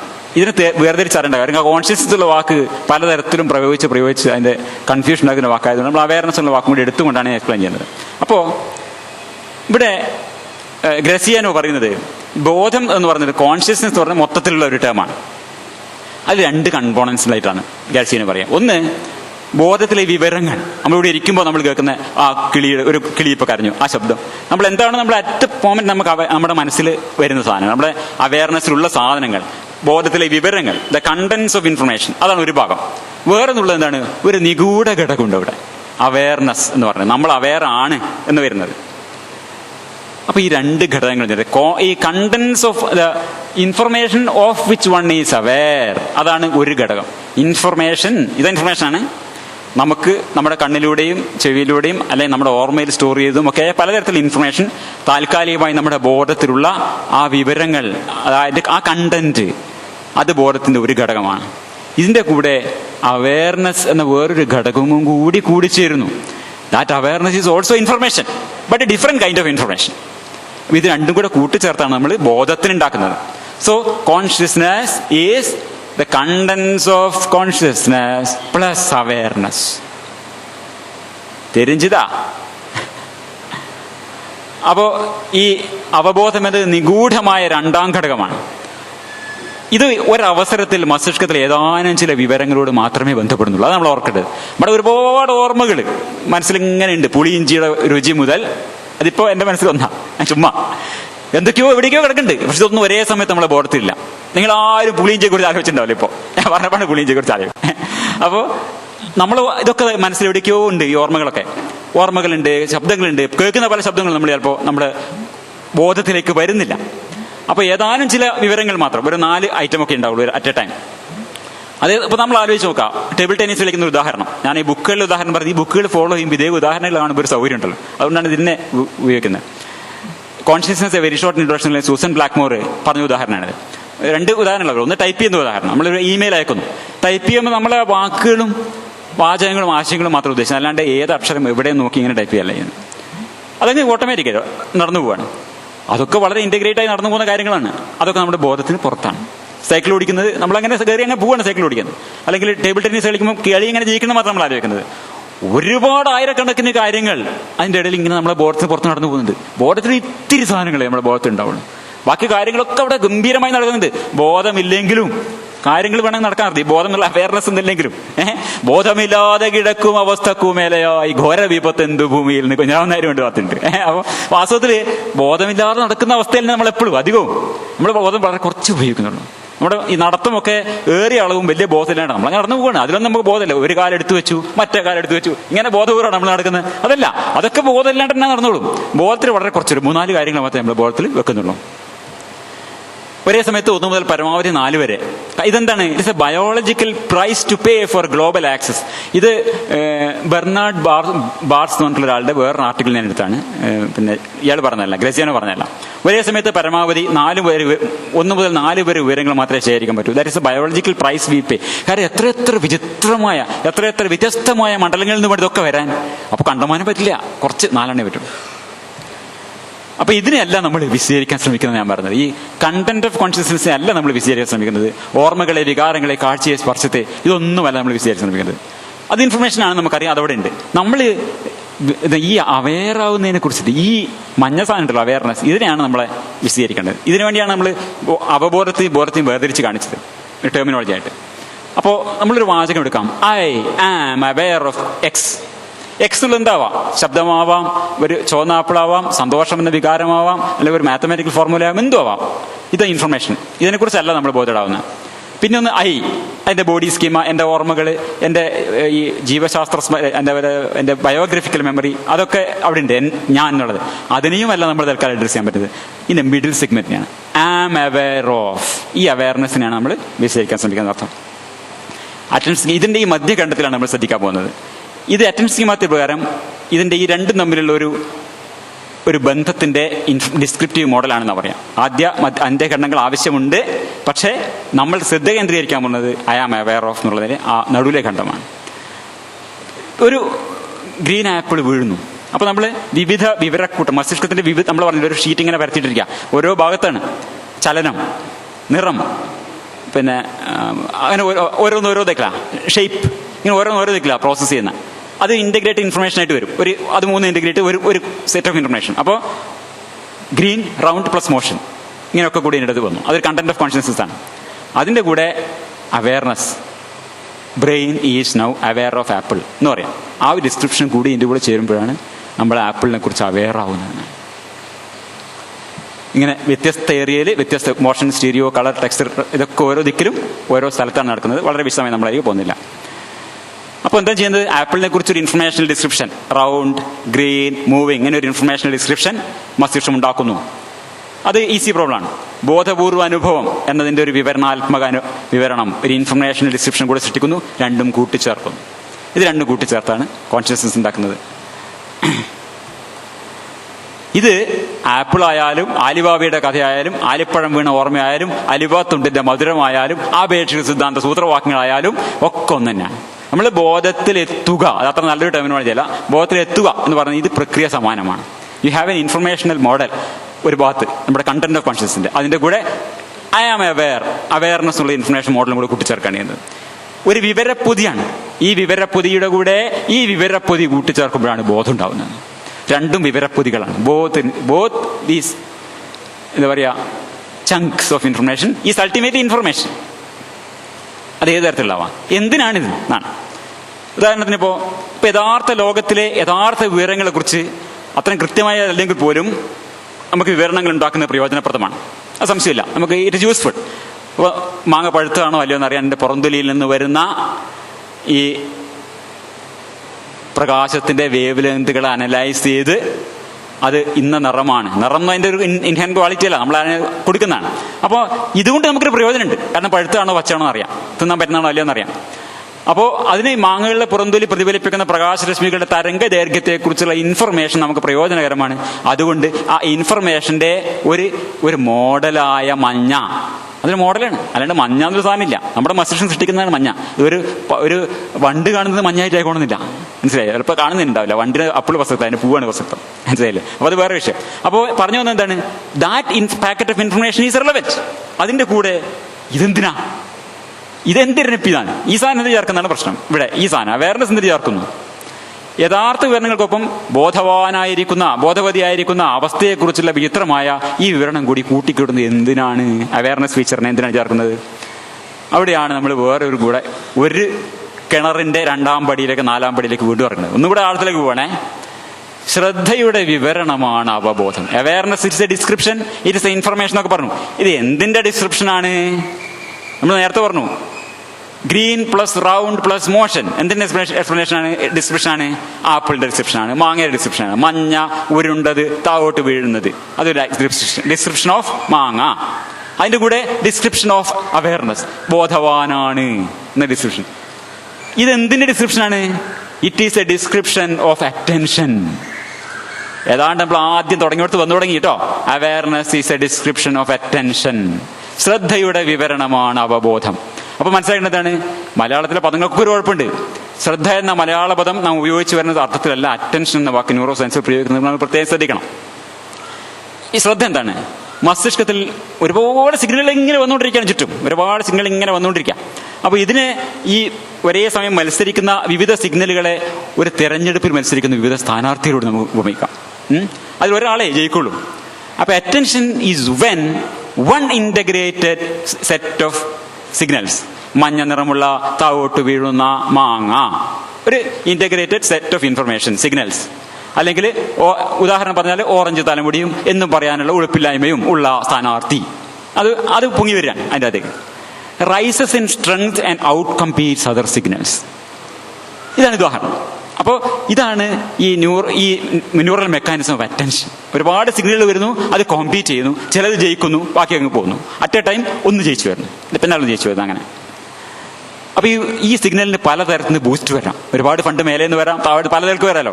സിഗ്നൽ പലതരക്ക് ബൂസ്റ്റ് ചെയ്യാം. ഒന്ന് ശക്തമായ ഒരു സെൻസറി ഇൻപുട്ട് വരാം. മാങ്ങട്ടേന്ന് നമ്മളിങ്ങനെ മാങ്ങ പഴുത്തുണ്ടോ നോക്കിക്കൊണ്ടിരിക്കുമ്പോൾ ഒരു മാങ്ങട്ടേയും താഴെ വീണു.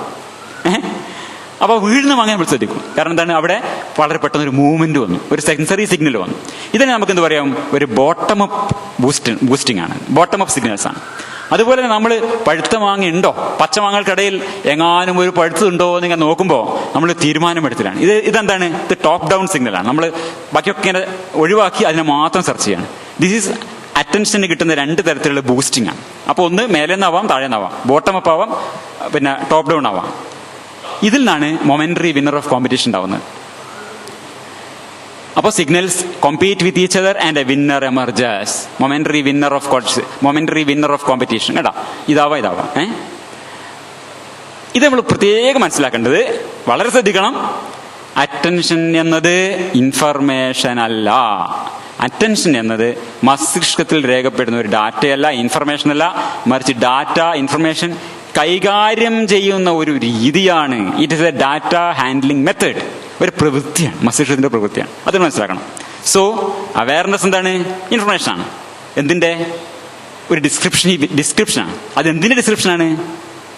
അത് അറ്റൻഷന്റെ ഡിസ്ക്രിപ്ഷനാണ്. അറ്റൻഷൻ ഞാൻ ശ്രദ്ധയുടെ ഡിസ്ക്രിപ്ഷനാണ്. ഈ അറ്റൻഷൻ എന്താണ്? അതൊരു ഇൻഫർമേഷൻ ആണോ? അല്ല, അതൊരു പ്രോസസ്സാണ്. ആ പ്രോസസ്സിന്റെ ഡിസ്ക്രിപ്ഷനാണ് അവയർനെസ്. അപ്പൊ എന്താണ് നമ്മൾ പറഞ്ഞത്? Awareness is a description of attention. ഇതല്ലേ സിദ്ധാന്തം? സിമ്പിൾ അല്ലേ? അപ്പൊ ഇതൊരു എൻഹാൻസ്മെന്റ് ഓപ്പറേഷൻ ആൻഡ് സെലക്ഷൻ ഓപ്പറേഷനാണ്. ഈ പരസ്പരം മത്സരിക്കുന്ന സിഗ്നലുകളിൽ വിജയി ആരുന്നത് നിമിഷം പ്രതി മാറിക്കൊണ്ടിരിക്കും. അപ്പൊ ഇതിന്റെ ഡൈനാമിക് ആയിട്ടുള്ള, അത് മാറിക്കൊണ്ടിരിക്കുന്ന അതിന്റെ ഡൈനാമിക് മോഡലാണ് അവയർനെസ്. നമ്മുടെ അറ്റൻഷൻ എന്തൊക്കെ മാറിക്കൊണ്ടിരിക്കുന്നു, അതിന്റെ ചിത്രമാണ്. എന്ത്? ശ്രദ്ധയുടെ ചിത്രമാണ്. ശ്രദ്ധയുടെ രേഖാചിത്രമാണ്. അനുനിമിഷം മാറിക്കൊണ്ടിരിക്കുന്ന ശ്രദ്ധയുടെ അനുനിമിഷം മാറിക്കൊണ്ടിരിക്കുന്ന രേഖാചിത്രമാണ് അവയർനെസ്. അപ്പോ ഇത് രണ്ടും, അവയർനെസ് നിറം എന്നതുപോലെ അവയർനെസ് എന്നതും ഭൗതിക യാഥാർത്ഥ്യങ്ങളുടെ സൂചകമാണ്, റെപ്രസെന്റേഷനാണ്. രണ്ടും യാഥാർത്ഥ്യങ്ങൾ തന്നെയാണ് സൂചിപ്പിക്കുന്നത്. നിറം എന്നത് വേവ് ലെങ്തിന്റെയും അവബോധം എന്നത് ശ്രദ്ധ എന്ന മസ്തിഷ്ക പ്രക്രിയയുടെയും സൂചകങ്ങൾ അത്രേ. രണ്ടും സമാനമാണ്. എങ്ങനെയാണോ ഒരു പ്രത്യേക തരംഗ ദൈർഘ്യത്തെ ഒരു നിറം എന്ന രീതിയിൽ മസ്തിഷ്കം മോഡൽ ചെയ്യുന്നത്, അതുപോലെയാണ് മസ്തിഷ്കത്തിനകത്തു നടക്കുന്ന അറ്റൻഷൻ എന്ന പ്രക്രിയയെ ബോധം എന്ന നിലയിൽ മസ്തിഷ്കം മോഡൽ ചെയ്യുന്നത്. വല്ലതും തിരിഞ്ഞ അറ്റൻഷൻ എന്ന പ്രക്രിയയുടെ കൃത്യമോ കുറ്റമറ്റതോ അല്ലെങ്കിലും പ്രയോജനകരമായൊരു മാതൃകയാണ് awareness. It is A useful model. ഇതിപ്പോ ഇതാണ്, ഈ ഒരു നായയുടെ ചിത്രം വരച്ചൊരു കുഞ്ഞിന് മാഷൊരു കവിതയുണ്ട്. വാല് വരച്ചു മേലോട്ട്, കാല് വരച്ചു താഴോട്ട്, മൂക്കൊരിത്തിരി കുറ്റിച്ചെവിയും നായയുടെ ചിത്രം നന്നായി. മനസ്സിലിങ്ങനെ വരച്ച ചിത്രം സ്ലേറ്റിലേക്ക് പകർന്നപ്പോൾ ആയത് നായോ നരിയോ പുലിയോ പാമ്പോ ചേമ്പോ ചുണ്ണാമ്പോ. അതാണ് അന്തര്യാമി, അതാണ് ഇന്റേണൽ മൂവി. ഇതൊക്കെ വരുന്നത് എന്താണ്? ആയത് നായോ നരിയോ പുലിയോ പാമ്പോ ചേമ്പോ ചുണ്ണാമ്പോ കേൾക്കുന്നവർ. നമ്മുടെ ബോധത്തെ കുറിച്ച് നമ്മൾ മനസ്സിലാക്കിയത് എന്താണ്? സത്യത്തിൽ നായയുടെ ചിത്രമാണ് വരച്ചത്. പക്ഷെ നമ്മളത് അനുഭവിക്കുന്നത് ഒരു പക്ഷെ എന്താണ്? നരിയോ പുലിയോ പാമ്പോ ചേമ്പോ ചുണ്ണാമ്പോ ആയിട്ടായിരിക്കും. ഇതാണ് കാര്യം. പക്ഷേ ഇതിനെന്തുണ്ട്? വാല് മേലോട്ടും കൃത്യമായി നോക്കിയാൽ നായ തന്നെയല്ലേ. വാല് മേലോട്ടല്ലേ, കാല് താഴോട്ടല്ലേ, മൂക്കില്ലേ, ചെവിയിലോ ഒക്കെ ഉണ്ട്. ഇതിനിപ്പോ നമ്മളെ ഈ ബോധത്തിനെ കുറിച്ചിട്ടുള്ള നമ്മുടെ നായോ നരിയോ പാമ്പോ ചേമ്പോ ചുണ്ണാമ്പോ ചോദിക്കുന്ന അവസ്ഥയുണ്ടല്ലോ, അതിനെക്കുറിച്ച് നമ്മുടെ ഒരു ധാരണ എന്താണ്? ഞാനൊരു പകാരത്രയ അവബോധം എന്നൊരു വാക്ക് കയ്യിൽ നിന്നിട്ടുണ്ട്. അതായത് മസ്തിഷ്കത്തിലെ ഏതെങ്കിലും വിവരത്തെക്കുറിച്ച് ഒരാൾ ബോധവാനാവുന്നത് ഒരു പാത്രം പോലെ ആ വിവരത്തെ ഉൾക്കൊള്ളുന്നതോ, അതല്ലെങ്കിൽ ആ ഇൻഫർമേഷനിൽ നിന്ന് ചൂട് പോലെ പ്രസരിക്കുന്നതോ, എമനേറ്റ് ചെയ്യുന്നതോ, അതല്ലെങ്കിൽ ഒരു കത്തി പോലെ ആ വിവരത്തിന്മേൽ പ്രയോഗിക്കപ്പെടുന്നതുമായ എന്തോ ഒന്നായ അവബോധം കൊണ്ടാണ്. അവയർനെസ് ഈസ് ഒരു പാത്രം, അല്ലെങ്കിൽ ഒരു പ്രസരം, അല്ലെങ്കിൽ ഒരു പ്രയോഗം. അവയർനെസ് എന്നാൽ ഇൻഫർമേഷന് മുകളിലുള്ള എന്തോ ഒരു പ്രയോഗമാണ് എന്നാണ് നമ്മുടെ ഒരു ധാരണ. ഒരു പകാരത്രയ അവബോധം എന്ന് ഞാനതിന് പേരിട്ടതാണ്. ഇത് ഇതൊക്കെ ഗ്രാസിയാനിന്റെ ബുക്കിലെ വാചകങ്ങളെ ഞാൻ മലയാളീകരിച്ചാണ്. നിധിപേടകം നിധി സൂക്ഷിക്കാനുള്ളതാണ്. എന്നുവെച്ചാൽ ബോധം എന്നത് ഇൻഫർമേഷനെ സൂക്ഷിക്കാനുള്ള എന്തോ ഒന്നാണ് നമ്മുടെ ധാരണ. നരിയോ പുലിയോ പാമ്പോ ചേമ്പോ ചുണ്ണാമ്പോ എന്ന് പറഞ്ഞ കൂട്ടത്തിൽ ഒരെണ്ണം നമ്മളെ ധാരണ എന്താണ്? ഒരു നിധിപേടകം പോലെ ഈ ഇൻഫർമേഷനെ സൂക്ഷിക്കുന്ന ഒരു സാധനമാണ് എന്നാണ്. വേറൊന്നെന്താണ്? ലോഹം ചൂടായിരിക്കുന്നു, എന്നാൽ ചൂട് എന്നത് ലോഹനിർമ്മിതമല്ലല്ലോ. ഇൻഫർമേഷൻ നമ്മുടെ മനസ്സിലേക്ക് പോകുന്നുണ്ട്, പക്ഷെ ഇൻഫർമേഷനിൽ നിന്ന് വരുന്ന അവയർനെസ് അത് വേറെന്തൊരു സാധനമാണ്. ഒരു ഹോട്ടായ മെറ്റലിൽ നിന്ന് ചൂടുണ്ടാവുന്നത് പോലെ എമിനേറ്റ് ചെയ്യുകയാണ്. അത് പ്രസരമാണ്, പാത്രമാണ്, പ്രസരമാണ്, പ്രയോഗമാണ് ബോധം. ഏതാണ്ട് ഭീമസേനൻ ചോര കുടിച്ചു പറഞ്ഞ ഒരു കഥയാണ്, ഒരു കവിതയാണ്. കത്തി കൊണ്ട് വാഴപ്പഴം മുറിക്കുന്നു. കത്തി വേറെ, വാഴപ്പഴം വേറെ എന്ന് പറഞ്ഞാൽ ഇൻഫർമേഷൻ വേറെ, ബോധം വേറെ നമ്മൾ ധരിക്കുകയാണ്. കാരണം എന്താണ്, നമ്മുടെ ഒരു ഇന്റേണൽ പിക്ചർ എന്താണ്, ബോധത്തിന് മുകളിൽ എന്തോ ഒരു പ്രയോഗമാണ്, അതിനെ കണ്ടേജ് ചെയ്യുന്ന എന്തോ ഒരു സാധനമാണ്, അതിൽ നിന്ന് എമിനേറ്റ് ചെയ്യുന്ന ഒരു സാധനമാണ്. ഇങ്ങനെയാണ് നമ്മുടെ ബോധത്തെക്കുറിച്ചുള്ള നമ്മുടെ ധാരണ. നമ്മളെന്താ പരിക്കുക, എപ്പോഴും അവബോധം എന്നതൊരു വിവരമാവുക അസാധ്യമാണ്. Awareness can't be an information because we become aware of information ആണ്. നമ്മൾ നേരത്തെ പറഞ്ഞിട്ടുണ്ട്, അവബോധം ഇൻഫർമേഷൻ ആവുമ്പോൾ മാത്രമേ സാധ്യമാവൂ എന്ന് നമ്മൾ നേരത്തെ പറഞ്ഞിട്ടുണ്ട്. ബിക്കോസ് ഉറപ്പിച്ച് പറയാവുന്ന കാര്യം സംസാരം മാത്രമാണെന്നുള്ളതുകൊണ്ട്. എന്തുകൊണ്ടാണ് ഈ പകാരത്രയ ബോധം വരുന്നത്? മസ്തിഷ്കത്തിലെ ശ്രദ്ധ എന്ന പ്രക്രിയക്ക് ഈ പകാരത്രയ സ്വഭാവം ഉള്ളത് കൊണ്ടാണ് നമുക്ക് ഈ പകാരത്രയ സ്വഭാവം ബോധത്തിന് തോന്നുന്നത്. കാരണം എന്താണ്, ശ്രദ്ധ എന്ന അവസ്ഥയിലേക്ക് ഇൻഫർമേഷൻ, അറ്റൻഷനിലേക്ക് ഇൻഫർമേഷൻ കടന്നെത്തുകയാണ് ചെയ്യുന്നത്. ആ ഇൻഫർമേഷൻ ഓർക്കും നിങ്ങൾ, ഓരോ ബബിളുകൾ ഉണ്ടായി വരികയാണ്. അപ്പോൾ ഓരോ ഇൻഫർമേഷൻ അതിലേക്ക് കടന്നു വരികയാണ്. അപ്പോൾ എന്തായി, ദാറ്റ് ഇസ് എ റിസെപ്റ്റക്കിൾ, അതൊരു പാത്രമാണ്.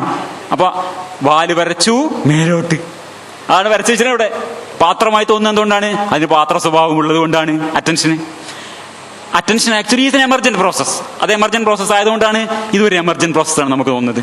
വിവിധ സിഗ്നലുകൾ തമ്മിലുള്ള മത്സരത്തിൽ നിന്ന് ഉയർന്നു വരികയല്ലേ ചെയ്യുന്നത്. സോ അത് പ്രസരമാണ്, പാത്രമാണ് ബോധം, പ്രസരമാണ് ബോധം. പിന്നെ അടുത്തെന്താണ്, പ്രയോഗമാണ് ബോധം. ശ്രദ്ധ എന്നത് വിവരങ്ങൾക്ക് മേൽ പ്രവർത്തിക്കുന്ന ഒരു പ്രയോഗമാണ്. നമ്മൾ നേരത്തെ പറഞ്ഞിട്ടുണ്ട്, നമ്മൾ പറഞ്ഞില്ല എന്താണിത്, ഇറ്റ്സ് എൻ എൻഹാൻസ്മെന്റ് ഓപ്പറേഷൻ. ഒരേ സമയത്ത് ചില സിഗ്നലുകളെ ബൂസ്റ്റ് ചെയ്യും, ചിലതിനെ താഴ്ത്തുകയൊക്കെ ചെയ്യുന്നതാണല്ലോ. അപ്പോൾ അതും വിവരങ്ങൾക്ക് മേലുള്ള ഒരു പ്രയോഗമാണ്. അപ്പോൾ മസ്തിഷ്കത്തിലെ ഈ ബോധം എന്ന അനുഭവം എന്താണ്, അതൊരു പകാരത്രയ അനുഭവമായി നമുക്ക് വരുന്നത്. എന്തുകൊണ്ടാണ്, ഏതിന്റെ ചിത്രമാണോ ഇത്, ആ പ്രക്രിയ, അതായത് ശ്രദ്ധ, അതായത് അറ്റൻഷൻ, അതിനൊരു പകാരത്രയ സ്വഭാവമുണ്ടുള്ളതുകൊണ്ടാണ്. അപ്പൊ ഇതാണ് ശ്രദ്ധാചിത്തത്തിന് പകാരത്രയ സ്വഭാവം ഉണ്ടാവുന്നത്. എന്തുകൊണ്ടാണ്, അറ്റൻഷന് ഈ സ്വഭാവങ്ങളുള്ളത് കൊണ്ടാണ്. ഇവിടെ അവബോധവും എന്തിനാണിത്, നേരത്തെ നമ്മൾ പറഞ്ഞെടുത്ത് ആദ്യം പറഞ്ഞല്ലോ, ഈ I am proposing that the same machinery use to model another person's attentional state. ഇതാണ്, ഏത് മെഷീനറിയാണ് ഇത് ഉണ്ടാക്കുന്നത്, എങ്ങനെ, എന്തിനെന്നുള്ള ചോദ്യം നമ്മൾ ചോദിച്ചുകൊണ്ട് വരുന്നത്. മറ്റ് വ്യക്തികളുടെ ശ്രദ്ധയുടെ വിവരണം സൃഷ്ടിക്കാൻ നമ്മുടെ ഉള്ളൊരു മെക്കാനിസം നമ്മുടെ മസ്തിഷ്കത്തിലുണ്ട്. നമ്മൾ നേരത്തെ കണ്ടു, നമ്മുടെ കെവിന്റെ വെന്റിലോക്കിസം കണ്ടു. ഒരാളുടെ നോട്ടത്തിന്റെ ദിശ, മുഖഭാവം, പ്രസക്ത വസ്തുക്കളുടെ സ്ഥാനം, ആളെക്കുറിച്ചുള്ള മുന്നറിവ്, ശരീരഭാഷ, ഇതൊക്കെ വെച്ചിട്ട് നമുക്ക് ഇയാൾ എങ്ങോട്ടാണ് ശ്രദ്ധിക്കുന്നത്, കുറുക്കന്റെ കണ്ണ് കോഴിക്കൂട്ടിലാണോ എന്നറിയില്ല, അത് നമുക്ക് അറിയാം. അതിനുള്ള മെക്കാനിസം വളരെ സജീവമായി നമുക്കുണ്ട്. നമ്മൾ സംസാരിച്ചുകൊണ്ടിരിക്കുന്ന ഒരാൾ ശ്രദ്ധിക്കുന്നതോ ഇല്ലയോ നമുക്ക് വളരെ എളുപ്പത്തിൽ അറിയാൻ പറ്റും. ഒരുപാട് വഴികൾ തന്നെയുണ്ട്. അപ്പോൾ എന്താണ് ഇതിന്റെ പ്രയോജനം? മറ്റുള്ളവർ മീശ പിരിച്ചാൽ ഇത് നടക്കും നമുക്കറിയാം. എന്ന് വെച്ചാൽ അയാളുടെ പെരുമാറ്റം, അയാളുടെ ഇത് വെച്ച് നമുക്കറിയാം ശ്രദ്ധ അങ്ങോട്ടാണ്. കിണ്ടിയിൽ ശ്രദ്ധ വന്നുപോയി എന്ന് മനസ്സിലാക്കാം, കിണ്ടി രാത്രി പോകുന്ന അർത്ഥം. അപ്പൊ മറ്റുള്ളവരുടെ പെരുമാറ്റം എങ്ങനെ പ്രവചിക്കാൻ നമുക്ക് പറ്റും. ഇതൊരു എക്സ്ട്രീം എക്സാമ്പിൾ പറഞ്ഞാണ്. അപ്പൊ എങ്ങനെയാണ് പെരുമാറുക, ഇയാൾ ഇത്തിരി കഴിഞ്ഞാൽ ഉറങ്ങും, അതിലുള്ള പെരുമാറ്റത്തിനെ കുറിച്ചുള്ള പ്രയോജനമാണ്, അല്ലെങ്കിൽ അതിനെ അടിക്കും എന്നുള്ള. ഇതിന്റെ പ്രയോജനം എന്താണ്, അന്യരുടെ ഇതേ മസ്തിഷ്കം സംവിധാനം ഉപയോഗിച്ചാണ് നമ്മുടെ ശ്രദ്ധാവസ്ഥയുടെ മോഡൽ ഉണ്ടാക്കാനും ഉപയോഗിക്കുന്നത്. പ്രയോജനവും ഒന്ന് തന്നെ, അവനവന്റെ പെരുമാറ്റത്തെ മനസ്സിലാക്കാനും പ്രവചിക്കാനും. ഇത് ചെയ്യുന്നത് മസ്തിഷ്കത്തിലെ, വിശേഷിച്ച് വലത്തെ അർദ്ധഗോളത്തിലെ 2 മേഖലകളാണ്. അറ്റൻഷൻ സ്കീമയുടെ രചനയിൽ പ്രധാനം. അതൊന്ന് TPJ എന്ന് പറയും, ടെമ്പറോ പരേറ്റൽ ജംഗ്ഷൻ, ഒന്ന് STS, സുപ്പീരിയർ പരേറ്റൽ സെമ്പറൽ സൽക്കസ്. ഈ 2 മേഖലകളിലാണ് ഈ അന്യൻ്റെതായാലും അവനവൻ്റെതായാലും ഈ ശ്രദ്ധയുടെ ചിത്രീകരണം നടക്കുന്നത്. ഇത് മനസ്സിലാക്കേണ്ടതെന്ന് വെച്ചാൽ, ഒരു ഹോമങ്കുലസ് ആയിട്ട് അവിടെ ഇരുന്ന് ഇങ്ങനെ ബോധം സൃഷ്ടിക്കുന്നു ധരിക്കരുത്. TPJ STS മേഖലകൾക്ക് മാത്രമായി ബോധമുണ്ട് ധരിക്കരുത്. ഈ ഭാഗം ഒരു സ്വതന്ത്ര ഹോമങ്കുലസായി മറ്റു മേഖലകളുടെ വിവരങ്ങൾ അറിയുന്നു എന്നല്ല, അതിനൊരു അവയർനെസ് ഫീച്ചർ സൃഷ്ടിക്കുന്നു, ചിത്രം വരക്കുന്നു, അതിനെ മറ്റതുമായി കൂട്ടിച്ചേർക്കുന്നു. ഈ ഒരു അവയർനെസ് ഫീച്ചർ ഉണ്ടാക്കുകയും അതിനെ കണ്ടന്റ് ഓഫ് കോൺഷ്യസ്നസിനെ കൂട്ടിച്ചേർക്കുകയും മാത്രമാണ് ചെയ്യുന്നത്. അല്ലാണ്ട് ബോധത്തിന്റെ അധിപതിയായി STS TPJ ഇരിക്കുന്നു ധരിക്കരുത്. മസ്തിഷ്കത്തിലെ എല്ലാ വിവരങ്ങളും അവബോധമായി കൂട്ടിച്ചേർക്കാൻ പറ്റില്ല. നമ്മൾ നേരത്തെ പറഞ്ഞു കഴിഞ്ഞു. ഉദാഹരണത്തിന് ഇപ്പൊ ശരീരത്തിലെ താപനില നിയന്ത്രിക്കുന്നത്, അത് നമുക്ക് ഒരിക്കലും ബോധത്തിലേക്ക് വരാൻ പോകുന്ന കാര്യങ്ങളല്ല. മസ്തിഷ്കത്തിലെ രക്തോട്ടം ഒരിക്കലും ബോധത്തിലേക്ക് കൂട്ടിച്ചേർക്കാൻ പറ്റില്ല. പക്ഷെ കൂട്ടിച്ചേർക്കാൻ കഴിയുന്നത്, നമ്മൾ എങ്ങനെ നടക്കുന്നു എന്നുള്ളത്, ഡ്രൈവ് ചെയ്യുന്നത് എങ്ങനെ, ഇതൊക്കെ നമുക്ക് കൂട്ടിച്ചേർക്കാൻ പറ്റും. അതുപോലും പലപ്പോഴും നമ്മൾ ബോധവുമായി കൂട്ടിച്ചേർക്കാതെ ആണ് നടന്നു പോകുന്നത്. ഇതൊരു സ്ട്രേഞ്ച് ലൂപ്പാണ്. നമ്മൾ മനസ്സിലാക്കേണ്ടത്, അവയർനെസ് എന്നത് ഒരു ഡിസ്ക്രിപ്ഷനാണ്, അത് ഒരു റെപ്രസെന്റേഷനാണ്. അതേസമയം തന്നെ അത് അറ്റൻഷന്റെ പ്രതിരൂപമാണ്. ഈ അറ്റൻഷന്റെ ജോലി എന്താണ്, ചില പ്രതിരൂപങ്ങളെ പോഷിപ്പിക്കുക എന്നതാണ്. അപ്പോൾ വരക്കുന്ന കൈ തന്നെ വീണ്ടും വരക്കുന്ന ഒരു സ്ട്രേഞ്ച് ലൂപ്പ് പോലെയാണ് അറ്റൻഷനും അവയർനെസ്സും തമ്മിലുള്ള ബന്ധം. രണ്ട് കണ്ണാടികൾ എടുത്തു വെച്ചതുപോലെ, being aware of something and attending to it feed each other, the two are in a positive feedback loop. അവബോധവും ശ്രദ്ധയും പരസ്പരം പോഷകങ്ങളാണ്. നമ്മൾ ഒന്നിനെക്കുറിച്ച് ബോധവാനാവുമ്പോൾ അതിനെക്കുറിച്ച് കൂടുതൽ ശ്രദ്ധയുണ്ടാവും, ഒന്നിനെപ്പറ്റി ശ്രദ്ധിക്കുമ്പോൾ കൂടുതൽ അത് ബോധത്തിലേക്ക് വരും. ശ്രദ്ധ ഇവിടെയാണ് കമ്പ്യൂട്ട് ചെയ്യപ്പെടുന്നത്. എവിടെ? അറ്റൻഷൻ എന്നത് പരേറ്റോ ഫ്രോണ്ടൽ അറ്റൻഷൻ നെറ്റ്വർക്കിലാണ്. അതിന് തൊട്ടടുത്താണ് അവയർനെസ്സും. അറ്റൻഷനും അവയർനെസ്സും ഇവിടെ കമ്പ്യൂട്ട് ചെയ്യപ്പെടുന്നു. രണ്ടും അടുത്തടുത്താണ്, അടുത്തടുത്ത് വെച്ച രണ്ട് കണ്ണാടികൾ പോലെ. അവബോധം എന്നതൊരു വിവരണമാണ്, പക്ഷേ വിവരിക്കപ്പെടുന്നതിനെ മാറ്റി തീർക്കുന്ന ഒരു വിവരണമാണിത്. ഇത് മൂപ്പര് ഗ്രസിയാനോ പറയുന്ന ഉദാഹരണം എന്താ വെച്ചാൽ, ഒരു ബിസിനസിന്റെ മിഷൻ സ്റ്റേറ്റ്മെന്റ് പോലെ എന്നാണ്. It is a description that makes it so. IKEA ഒരു ഫർണിഷിംഗ് ഹോമിന്റെ സാധ്യമായിടത്തോളം ആളുകൾക്ക് വാങ്ങാൻ കഴിയും വിധം ഏറ്റവും കുറഞ്ഞ വിലക്ക് എന്നാണ് ഈ ഫർണിച്ചർ ഷോപ്പിന്റെ വലിയ ഒരു ഫർണിച്ചർ എന്താ പറയുക നെറ്റ്വർക്കാണ് അവരുടെ. അവിടെ അതങ്ങനെ പറയുന്നതോടുകൂടി തന്നെ എന്ത് ചെയ്യുന്നുണ്ട്, അവരതിനു വേണ്ടി ശ്രമിക്കുന്നുണ്ട്. അപ്പോൾ it's like A mission statement of A business എന്നാണ് ഉദാഹരണമായിട്ട് പറയുന്നത്. ഇത് ഈ അറ്റൻഷൻ സ്കീമ തിയറിയുടെ തത്വശാസ്ത്ര ഹൃദയമാണെന്ന് പറയാം. അവബോധം എന്നത് ഒരേ സമയം ഒരു വിവരണ മാതൃകയും ഒരു നിയന്ത്രകയുമാണ്. It is a descriptive model as a controller also. ഇവിടെയാണ് ഫ്രീ വില്ലിലേക്ക് നമുക്ക് വഴിതിരിഞ്ഞു പോകാനുള്ളത്. അത് ഞാൻ തൽക്കാലം പോകുന്നില്ല. ഇതുകൊണ്ട് പ്രയോജനം എന്താണ്? ഇപ്പം ഈ നിൽക്കുന്ന സീബ്രകൾക്ക് ഇവര് ഞങ്ങളെ ശ്രദ്ധിക്കുന്നില്ല എന്ന് അറിയുന്നതുകൊണ്ട് സുഖമായി ഇവിടെ മേയാം. ഇത്ര അടുത്ത് നിന്ന് കഴിഞ്ഞാൽ ഇവരുടെ അറ്റൻഷൻ അറിയേണ്ടത് വളരെ അത്യാവശ്യമാണ്. ഇരപിടിയുടെ ശ്രദ്ധ തന്നിലാണോ എന്ന് അറിയേണ്ട ആവശ്യമുണ്ട്. ഗ്രസിയാനോ പറഞ്ഞത്, if I am single at a party, ശ്രദ്ധിക്കുന്നുണ്ടോ എന്ന് അറിയേണ്ട ആവശ്യമുണ്ട്. ഒരു സണ്ട നടക്കുമ്പോൾ അടുത്ത് കിടക്കുന്ന കത്തിയിൽ ഇയാളുടെ ശ്രദ്ധ പതിയുന്നുണ്ടോ ഇല്ലയോ എന്ന് അറിയേണ്ട ആവശ്യമുണ്ട്. ഇത് ഗ്രസിയാനോയുടെ ഉദാഹരണങ്ങളാണ്. അതുപോലെ തന്നെ ആ വെച്ചിരിക്കുന്ന അമിത പോഷക പ്രധാനമായ മധുരസ്ഥാനത്തിൽ എൻ്റെ ശ്രദ്ധ പോകുന്നുണ്ടോ ഇല്ലയോ എന്ന് അറിയേണ്ട ആവശ്യം എനിക്കുണ്ട്. എന്നാൽ ഞാനത് വഴിമാറി പോകുന്ന. ഇത് ഗ്രസിയാനോയുടെ ഉദാഹരണം. ഇതൊക്കെ എക്സ്ട്രീം എക്സാമ്പിൾസ് ആണ്. അപ്പം ഇത് നമ്മുടെ സാമൂഹ്യ ജീവിതത്തിലും ആവശ്യമുണ്ട്, നമ്മുടെ ജീവിതത്തിലും ആവശ്യമുണ്ട് എന്നുള്ളതാണ്. ഇറ്റ് ഈസ് എ പരിണാമപരമായി ഇതിന് പ്രയോജനമുണ്ട്. It's an evolutionary advantage. Gene കോപ്പികൾ കൂടുതൽ അവശേഷിക്കും. അപ്പോൾ ഇതിൽ ഈ ഒരുപാട് ധർമ്മങ്ങൾ, ഇതിന് ഈ ഒരു ധർമ്മം മാത്രമേ സാധിക്കൂ എന്നില്ല. പരിണാമപരമായി ഇതാണ് ധർമ്മം എന്ന് വെച്ചാൽ ഒരുപാട് ധർമ്മങ്ങളിലേക്ക് ഇത് മാറുന്നുണ്ട്. We are the most social of all species. അതുകൊണ്ട് ഈ ബോധത്തിൽ ഒരുപാട് ധർമ്മങ്ങൾ വേറെയുണ്ട്. നമ്മൾ ഒരു വ്യക്തിയിൽ ബോധം ദർശിക്കുമ്പോൾ ആ വ്യക്തിയുമായി സഹകരണം സാധ്യമാകുന്നു. Consciousness plays a role in social cohesion. ഈ ഒരു വസ്തുവിൽ ബോധം ആരോപിക്കുമ്പോൾ അത് സാമൂഹ്യ ബന്ധങ്ങൾ ഉറപ്പിക്കുന്നു.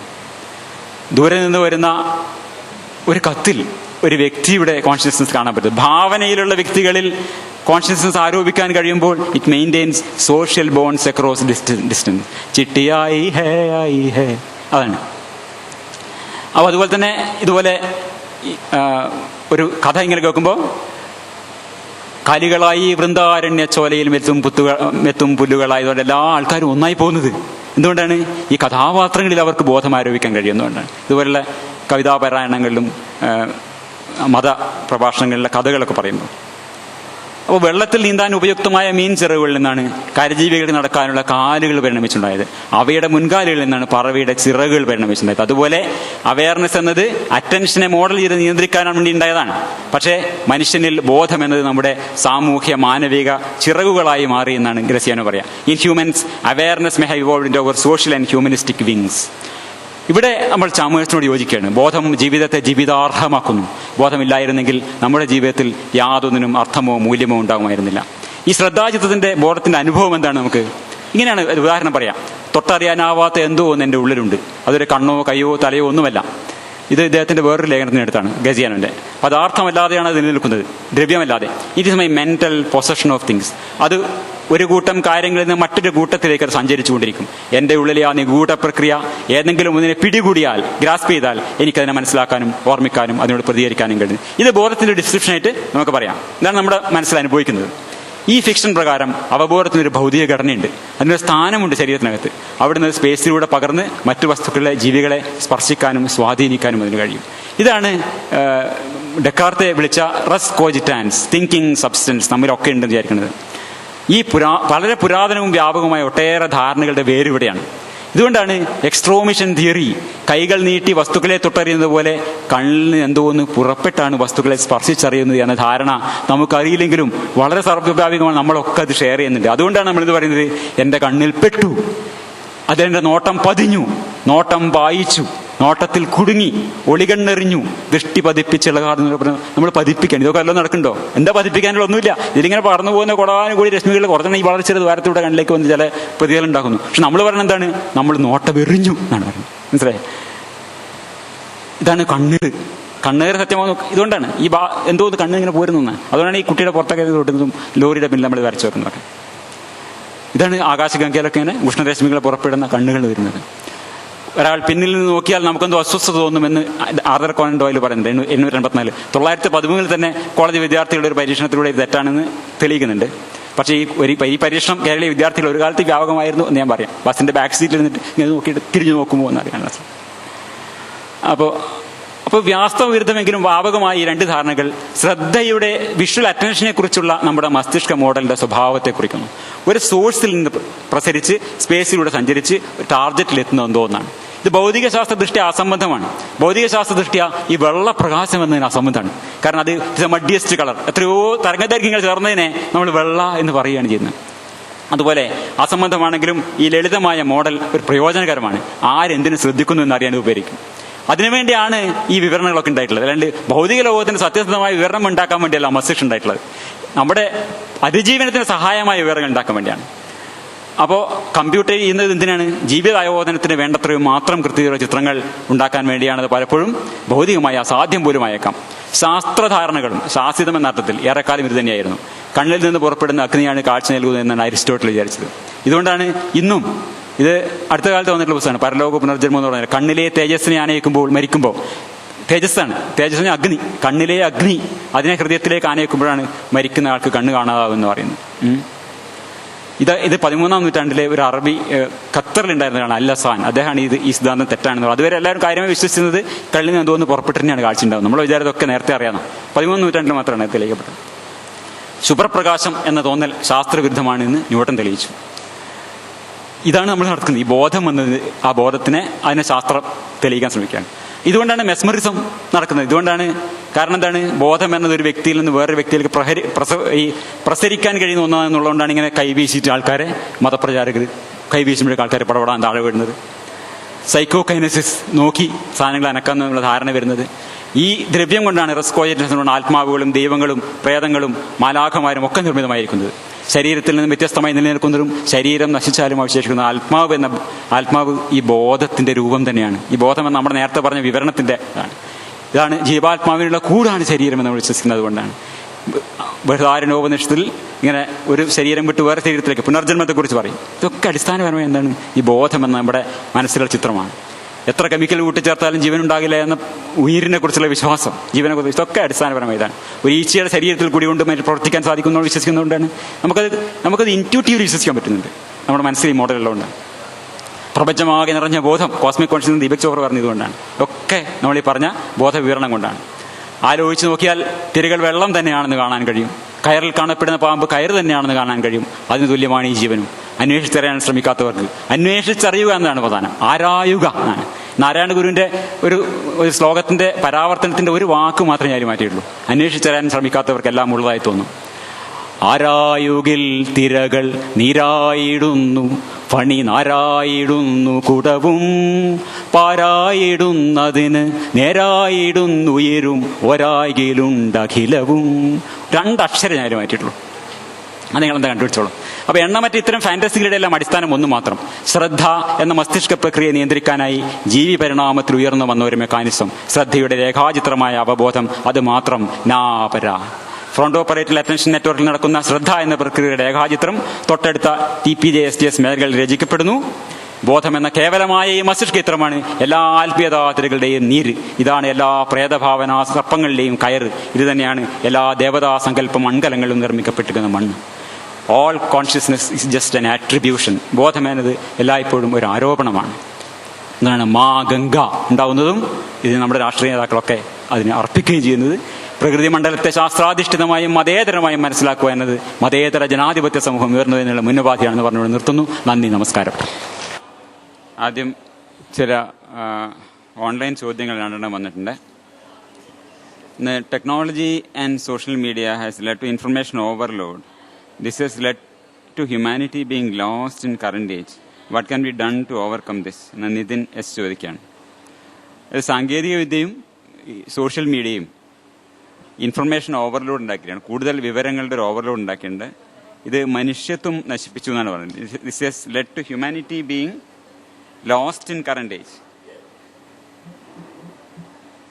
ഇതിനെന്ത് ചെയ്യാൻ പറ്റും എന്നാണ് ചോദിക്കുന്നത്. What can be done to overcome? ഇതിപ്പോ എനിക്കങ്ങനെ ഒരു അഭിപ്രായമില്ല. സോഷ്യൽ മീഡിയ വന്നതുകൊണ്ട് ഹ്യൂമാനിറ്റി നശിച്ചു പോയി എന്നുള്ള യാതൊരു അഭിപ്രായം എനിക്കില്ല. സോഷ്യൽ മീഡിയ വന്നതുകൊണ്ടാണ് നമ്മളൊക്കെ ഇവിടെ ഇരിക്കുന്നത്.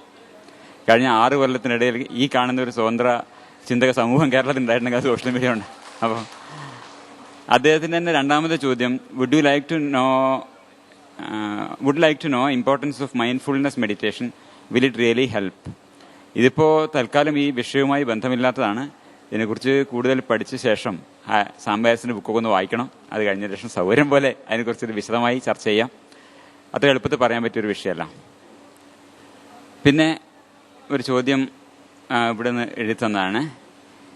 If Michael Graziano is correct in that consciousness is attributed,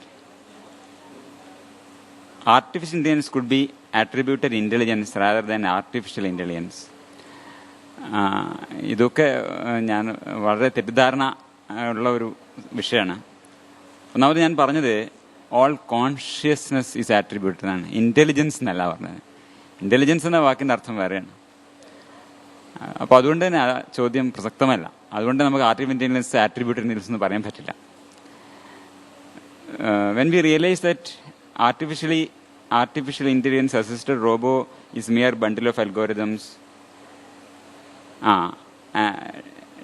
denote എന്താണ്, എനിക്ക് അത്ര ക്ലിയർ ആവുന്നില്ല. the double magic vanishes, is it so? ആ ഡബിൾ മാജിക്കിനെ കുറിച്ച് പറഞ്ഞത് നമ്മള് ഈ കോൺഷ്യസ്നെസ് അല്ലെങ്കിൽ അവയർനെസ് എന്ന് തന്നെ ഇൻഫർമേഷൻ ആണ് എന്ന് മനസ്സിലാക്കുന്നതോടുകൂടി തന്നെ അതിന്റെ ഡബിൾ മാജിക് ഡിസിപ്പയർ ചെയ്ത് കഴിഞ്ഞു. പിന്നെ ഇതിനോട് ബന്ധപ്പെട്ട് ചോദിക്കാവുന്ന ഒരു കാര്യം, നമ്മളിപ്പോൾ ആർട്ടിഫിഷ്യൽ ഇന്റലിജൻസ് എന്നുള്ളത് കോൺഷ്യസ്നെസ്സിനെ ക്രിയേറ്റ് ചെയ്യാൻ പറ്റുമോ എന്നുള്ളതാണ്. നമ്മൾ ഇപ്പോൾ ഈ അറ്റൻഷൻ സ്കീമ തിയറി അനുസരിച്ച് തീർച്ചയായും സാധ്യമാണ്. നമ്മൾ നേരത്തെ സംസാരിച്ചപ്പോൾ ഒരു കമന്റ് എന്നോട് ചർച്ചയിലൊരു സുഹൃത്ത് പറഞ്ഞത്, yes our computers become more and more sophisticated, more and more integrated, they become automatically conscious. അങ്ങനെയല്ല അതിന്റെ കോൺഷ്യസ്നെസ് വേണമെങ്കിൽ നമ്മൾ ആ രീതിയിൽ തന്നെ വേണം അതിനെ എന്താ പറയുക കോഡ് ചെയ്യാനൊക്കെ. എന്ന് പറഞ്ഞാൽ ഈ മെഷീനിന് നമ്മുടെ ബ്രെയിനിലുള്ളതുപോലെ ഒരു അറ്റൻഷൻ എന്ന ഒരു പ്രോസസ്സ് ആദ്യം ഉണ്ടാവണം. ആ അറ്റൻഷന് ഒരു സ്കീം ഉണ്ടാവണം. ഇത്രയും കാര്യങ്ങൾ ചെയ്താൽ അത് പറയാൻ വളരെ ലളിതമാണെങ്കിലും ഒരുപാട് ഫണ്ടും ഒരുപാട് കാലവും വേണമെന്നാണ് ഗ്രസിയാനോ പറയുന്നത്. ഒരു ചോദ്യം കൂടി ഉത്തരം പറഞ്ഞുകൊണ്ട് ഞാൻ കിടക്കാം. അതിനിടയിൽ ഡോക്ടർ രതീഷ് കൃഷ്ണൻ ഇവിടെ ഉണ്ടോ? ഡോക്ടർ രതീഷ് കൃഷ്ണൻ സമീപകാലത്ത് സ്വതന്ത്ര ഇന്ത്യ രംഗത്ത് വളരെ ശ്രദ്ധിക്കപ്പെട്ടിട്ടുള്ള വ്യക്തിയാണ്. അദ്ദേഹം എന്നോടൊരു ചോദ്യം ചോദിച്ചു. ആനിമൽസ്, ഞാൻ പറഞ്ഞത് ഈ നമ്മൾ അറ്റൻഷൻ സ്കീമ തിയറി പ്രകാരമാണെങ്കിൽ ആനിമൽസിലും കോൺഷ്യസ്നസ് ഉണ്ടാവാമോ എന്നുള്ള ചോദ്യം ചോദിച്ചു. വാസ്തവത്തിൽ വളരെ വിശദമായ ഒരുപാട് ടോപ്പിക്കുകൾ ഇതുമായിട്ട് ബന്ധപ്പെട്ടിട്ടുണ്ട്. അതൊക്കെ ഞാൻ ഒഴിവാക്കിയതാണ്. ആനിമൽസിന്റെ കോൺഷ്യസ്നസിനെ കുറിച്ചിട്ട് ഒരു 4 സ്ലൈഡിൽ പറയാം, 16 സ്ലൈഡിലും പറയാം. 2 കൂടി ഉണ്ട്. അപ്പൊ കുറച്ച് മാത്രം ഞാൻ പറയാം. ഒരു 500-550 ദശലക്ഷം വർഷങ്ങൾക്ക് മുമ്പ് നമുക്ക് ഹൈഡ്ര പോലെയുള്ള ജീവികളുണ്ടായിരുന്നത്. ആദ്യം പറഞ്ഞ പോലെ consciousness is A biological phenomena. അതൊരു ജീവശാസ്ത്രപരമായ ഒരു പ്രതിഭാസമാണ്. അതിന്റെ അണ്ടർലൈങ് തിയറി എവല്യൂഷനുമാണ്. അപ്പൊ ഹൈഡ്രയിലൊക്കെ എന്തില്ല, ഒരു അറ്റൻഷൻ സിസ്റ്റവും ഇല്ല. അതിലേക്ക് വരുന്ന നിരവധിയായ ഈ സ്റ്റിമുലൈകളെ ഏതെങ്കിലും ഒന്നിലേക്ക് ശ്രദ്ധ കേന്ദ്രീകരിക്കുക എന്നൊരു സംഗതി ഹൈഡ്രക്കില്ല. അതേസമയം അവിടെ നിന്ന് ഇൻസെക്റ്റുകൾ ആവുമ്പോഴേക്കും, അത് 500 ദശലക്ഷം വർഷങ്ങൾക്ക് മുമ്പ്, ആ സമയത്ത് ഈ ഇൻസെക്റ്റുകൾ ഉണ്ടാവും. ഇൻസെക്റ്റുകൾക്ക് ശ്രദ്ധയുണ്ട്, അറ്റൻഷൻ ഉണ്ട്. ഒരു 500 ദശലക്ഷം വർഷങ്ങൾ ആ സമയത്താണ് എന്ത് വരുന്നത്, ഈ അറ്റൻഷൻ ഉണ്ടാവുന്നത്. അവിടുന്ന് ശേഷമാണ് അതിനെ കൺട്രോൾ ചെയ്യേണ്ട ഒരു ആവശ്യം വരുന്നത്. അറ്റൻഷനെ കൺട്രോൾ ചെയ്യാം. ഇങ്ങനെ കൺട്രോൾ ചെയ്യണമെങ്കിൽ നമുക്ക് എന്ത് വേണം, it is useful to have an internal model of attention. അങ്ങനെയാണ് പതുക്കെ കൺട്രോൾ മെക്കാനിസംസ് എമർജ് ചെയ്യുന്നത്. അപ്പോ ഇതാണ് ഈ ചോദ്യത്തിന് നമ്മുടെ ഗ്രസിയാനോ പറഞ്ഞ ഉത്തരം. Awareness is present in virtually all of animal kingdom. I think it has changed now enormously, and it is probably very different in its quirky details in many different species. വിവിധ സ്പീഷീസുകളിൽ ഇതിന്റെ ഡീറ്റെയിൽസിൽ വ്യത്യാസം ഉണ്ടാവും. What an insect have maybe at a level we would not want to recognize as awareness. അതിനും attention schema ഉണ്ടാവാം ഒരു ചെറിയ തോതിൽ, attention control ചെയ്യുന്ന സിസ്റ്റംസ്. പക്ഷെ അതിനെ നമ്മൾ കോൺഷ്യസ് എന്ന് വിളിച്ചുകൊള്ളുന്നില്ല. ഇത് ഒരേ ഒരു സ്കീമിനാണിത്, ഒരേ സംഗതിയാണ്. അവബോധം, അവയർനെസ് എന്നത് പരിണമിച്ചുണ്ടായത് ശ്രദ്ധയെ മോഡൽ ചെയ്ത് നിയന്ത്രിക്കാൻ ഉതകും വിധത്തിലാണ്. മനുഷ്യനിൽ ബോധം എന്നത് നമ്മുടെ സാമൂഹ്യ മാനവിക ചിറകുകളായി മാറി. അപ്പോൾ ഇന്നത്തെ കോണ്ടെക്സ്റ്റില് നമ്മൾ ഈ ഒരു ചോദ്യം ചോദിക്കുമ്പോൾ മൃഗങ്ങൾക്ക് ബോധമുണ്ടോ എന്ന് ചോദിക്കുന്നത് എന്തുപോലെയാണെന്ന് അറിയോ? മത്സ്യങ്ങൾക്ക് കൈകളുണ്ടോ എന്ന് ചോദിക്കുന്ന പോലെയാണ്. It is almost like saying, does the fish have hands? No, but the fish has fins and our hands are modified fins. The precursor of it is already there quite early. അതാണ് മനസ്സിലാക്കേണ്ടത്. അപ്പോൾ ആ ചോദ്യത്തിന്റെ തകരാറ് എവിടെയാണ് കിടക്കുന്നത്? മത്സ്യങ്ങൾക്ക് കൈകളുണ്ടോ എന്ന് വെച്ചാൽ മത്സ്യങ്ങൾക്ക് കൈകളില്ല. പക്ഷെ എന്താണോ കൈകളായി പിന്നീട് മാറിയത്, അതിന്റെ തുടക്കം അവിടെയുണ്ട്, അതിന്റെ ചിറകുകൾ അവിടെയുണ്ട്. അപ്പോ ഇതിൽ നമ്മൾ ഡോക്കിൻസ് പറയുന്ന ഒരു സംഗതി ഉണ്ട്, the tyranny of the discontinuous mind.